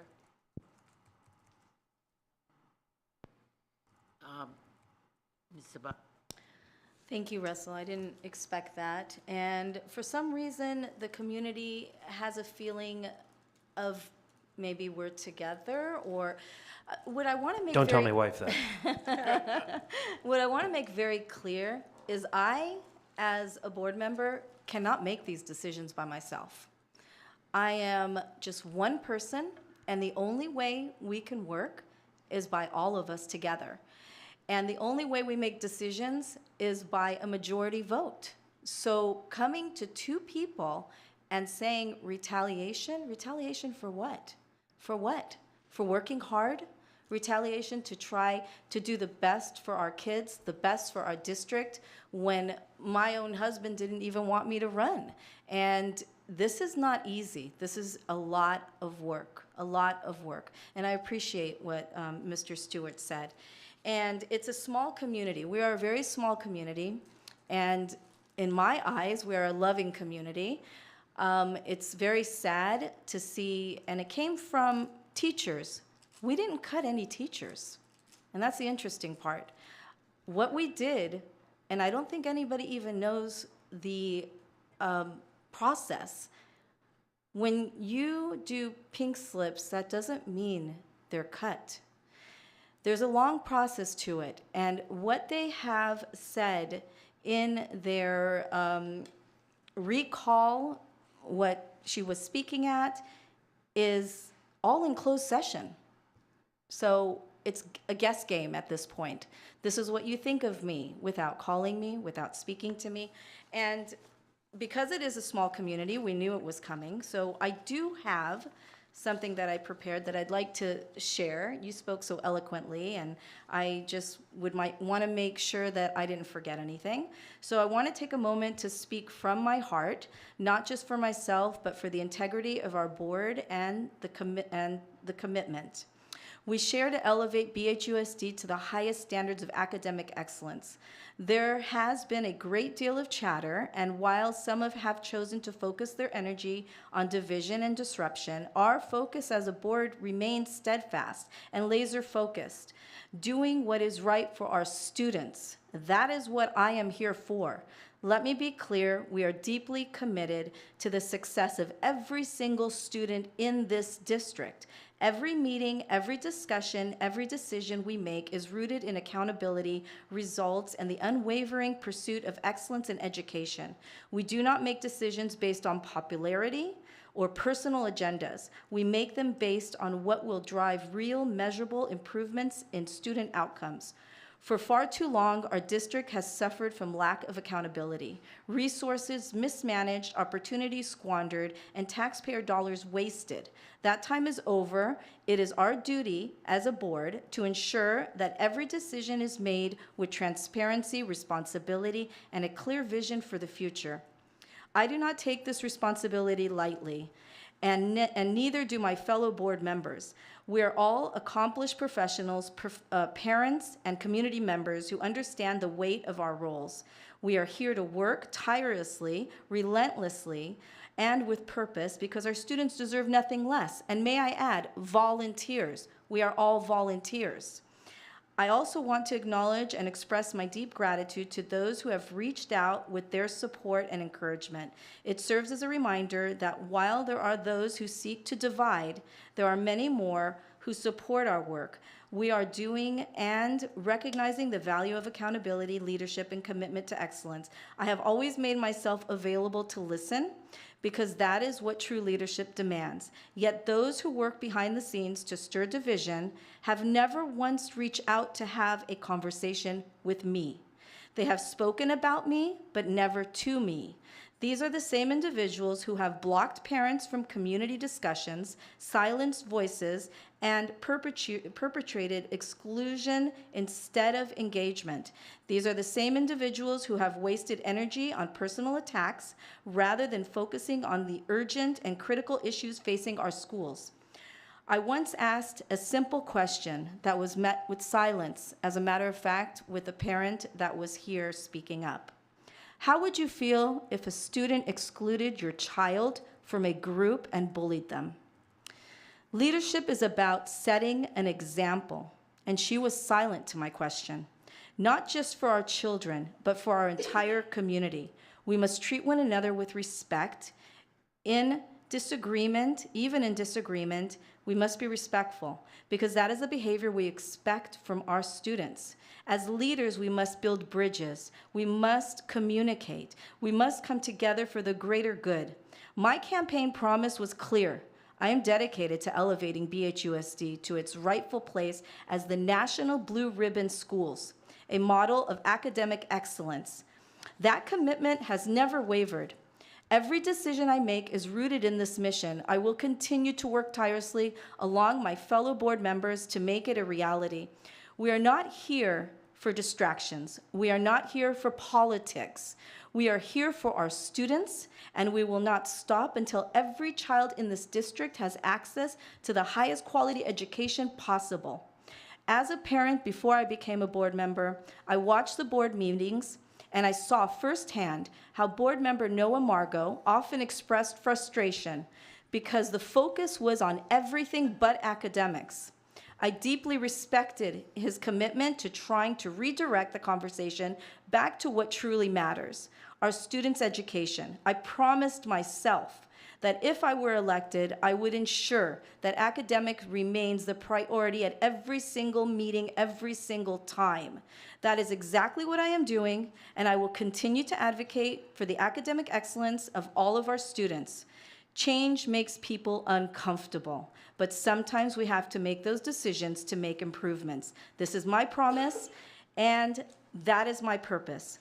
Look at the numbers. How are our schools performing?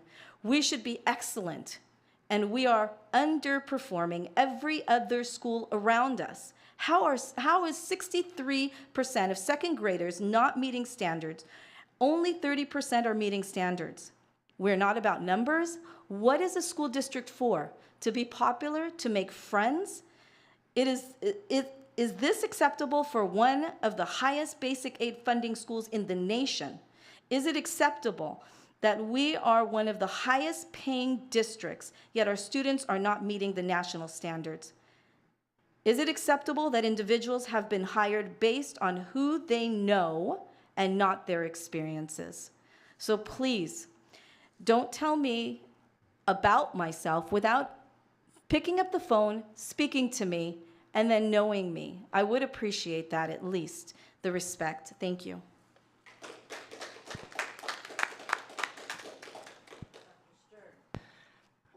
So I don't usually talk about numbers. I went into the field of education and psychology because I do very much care for humanity, whether you're an adult, you're a teacher, you are someone who works for attendance office, you're a child, you're a parent. I care, I really do, and I wouldn't have gone into this field if I didn't. But one thing I've learned in my 4 or 5 years as a board member is that numbers really, unfortunately, are very important and cannot be ignored, and you must understand them. There are a lot of things that unfortunately have not been communicated, and I will say that we do have some responsibility to level up on our communication. We've had some changes that have made it difficult for us to get out certain messages that absolutely you deserve as a community, and I apologize for that. However, it is also true what other board members have shared, which is there are certain things that we cannot communicate for legal reasons or for just overall personnel reasons, but I guarantee you some people who have been upset about these things, if they spoke to us and we were able to talk about certain things or reveal certain things. I know a lot of these people are reasonable, and I count myself as a reasonable person. There are some reasons, going back to numbers, for some decisions that are made. For example, and Dr. Hasty, tell me if this is correct, we were told, and I know this was mentioned, that by an audit, we overspend, we're not supposed to be spending 55% on administrative salaries because we want that money and programming to go to the kids. So that's no fault of anyone here, but it is just the reality of how it's happened. So that's a ding on our audit, but it also, it's because in the interest of education, we have to look at that, that comment, that feedback. Yeah, I mean, we did have a 23-24 audit finding that was reported on December 10th, I believe, and it was in the document that said we did not meet the current cost of education, which is in your unaudited actuals report. That's where you'll see that. It's called CEA form. We were less than 55%. We were at 49%, meaning the rule says 55% of our general fund expenditures must go to teachers, instructional aides for salaries and benefits for people who are directly serving students. So administrators are not part of that number. So in order to, change that, we were at 49%. We were looking at a $5.1 million shortfall. So we either have to reduce our administration, and that's one of the first steps, because it is an actual audit finding that is stating clearly that we are overstaffed administratively. Okay, thank you. So it's never fun because we all know, and getting back to my life's passion, which is working with people and caring for people and learning, it's not fun when the numbers have to translate and affect and impact people, and it is awful and it is painful. I will say too that almost every district that I'm aware of in the LA area, a lot of them are, go through this process. March 15th is a terrible date that no one looks forward to. But the thing to understand is that when we use words like, someone was fired, someone was terminated, I'll just say that it's not exactly that way. There's different categories of release. There's folks who, in fact, it will be rescinded, or, that's a possibility where they will come back and they just had to have the inconvenience of this horrible slip. There's a bunch of different things at play that unless you are on the board or you have a crash course in school finances, you wouldn't understand it. So when people just say unilaterally, oh, they're callous, they're awful, they're making decisions, please trust me, it's not that simple. I'm not a callous, mean person. And to Judy's point, we do see a lot of things in common. And I do respect a lot of the feedback, the constructive conversations we have. We're not always 5-0, but we do have some agreement. We are new and we're working together and we want to listen to each other. But I do believe that we want to find the best way to make this district better because we have declining enrollment. We have test scores where they shouldn't be given the amount of support we have. We have a lot of support for kids, and I have fought for that support, whether it's counseling or mental health. I am one who says, when people talk about a big athletic multiplex, I say, okay, why don't we put that money towards intervention teachers for the kids who are circling around, with a C because they're affecting CAS scores. I have the best interest in mind for kids, but unfortunately, coming back to numbers ends up being something that cannot be ignored. And that is true for all of our lives, and that is true for every business entity. And I am sorry that communication has not been transparent. For the reasons I said, we need to do better on that. I insist that we do better on that. But moving forward, I just hope that we will get over the March 15th and we will all get over this and move on. Thank you. Okay, I just want to thank the board for some of their very insightful comments. I find that they really help to give me some leverage about the job, and I want to thank them. I also want to just say that we are 5 board members. We don't always agree, but we do work well together. And though we can't talk about a lot of the things that go on behind the closed doors, believe you me, we really stress a great deal about what we talk about and what the issues are. And we think about all the things, but the bottom line, it's what's going to be best for the kids, and that's why we're here. So if you don't think that, I don't know what else to say to you, because that's exactly why I've always been here, and I've been here long enough to know that children are always my first priority. Getting into a little more lightness, I want to thank my dear friend Chrissy Austin, who had to spend her birthday with us today, and wish her happy birthday. Happy birthday to you. Happy birthday to you. Happy birthday, dear Chrissy. Happy birthday to you, and many more. May all your hopes and dreams come true. I'm not finished. I just want to remind, although I saw it, I don't know how, I think I caught that Thursday night is the instrumental concert at Beverly Vista. And I don't know that that has been publicized, so I'd like to mention that. And also that tomorrow is Career Day at the high school, which is always a very big event. I think they have over 90 people coming from various careers to talk to the kids in the 9th through the 11th grade. The seniors have something else planned that day because they already know what their career is, I guess. And but they've gone through it for 3 years, so they figured the 4th year they'll give them a year off. And again, I want to thank you all for your wonderful listening, and thank you again for being here tonight. And our next meeting will be, according to the calendar, the 25th of March, although we do have a meeting scheduled in between on next Tuesday, which you will be notified about. And with that, I'm going to adjourn the meeting. Thank you. Russell, can I say something?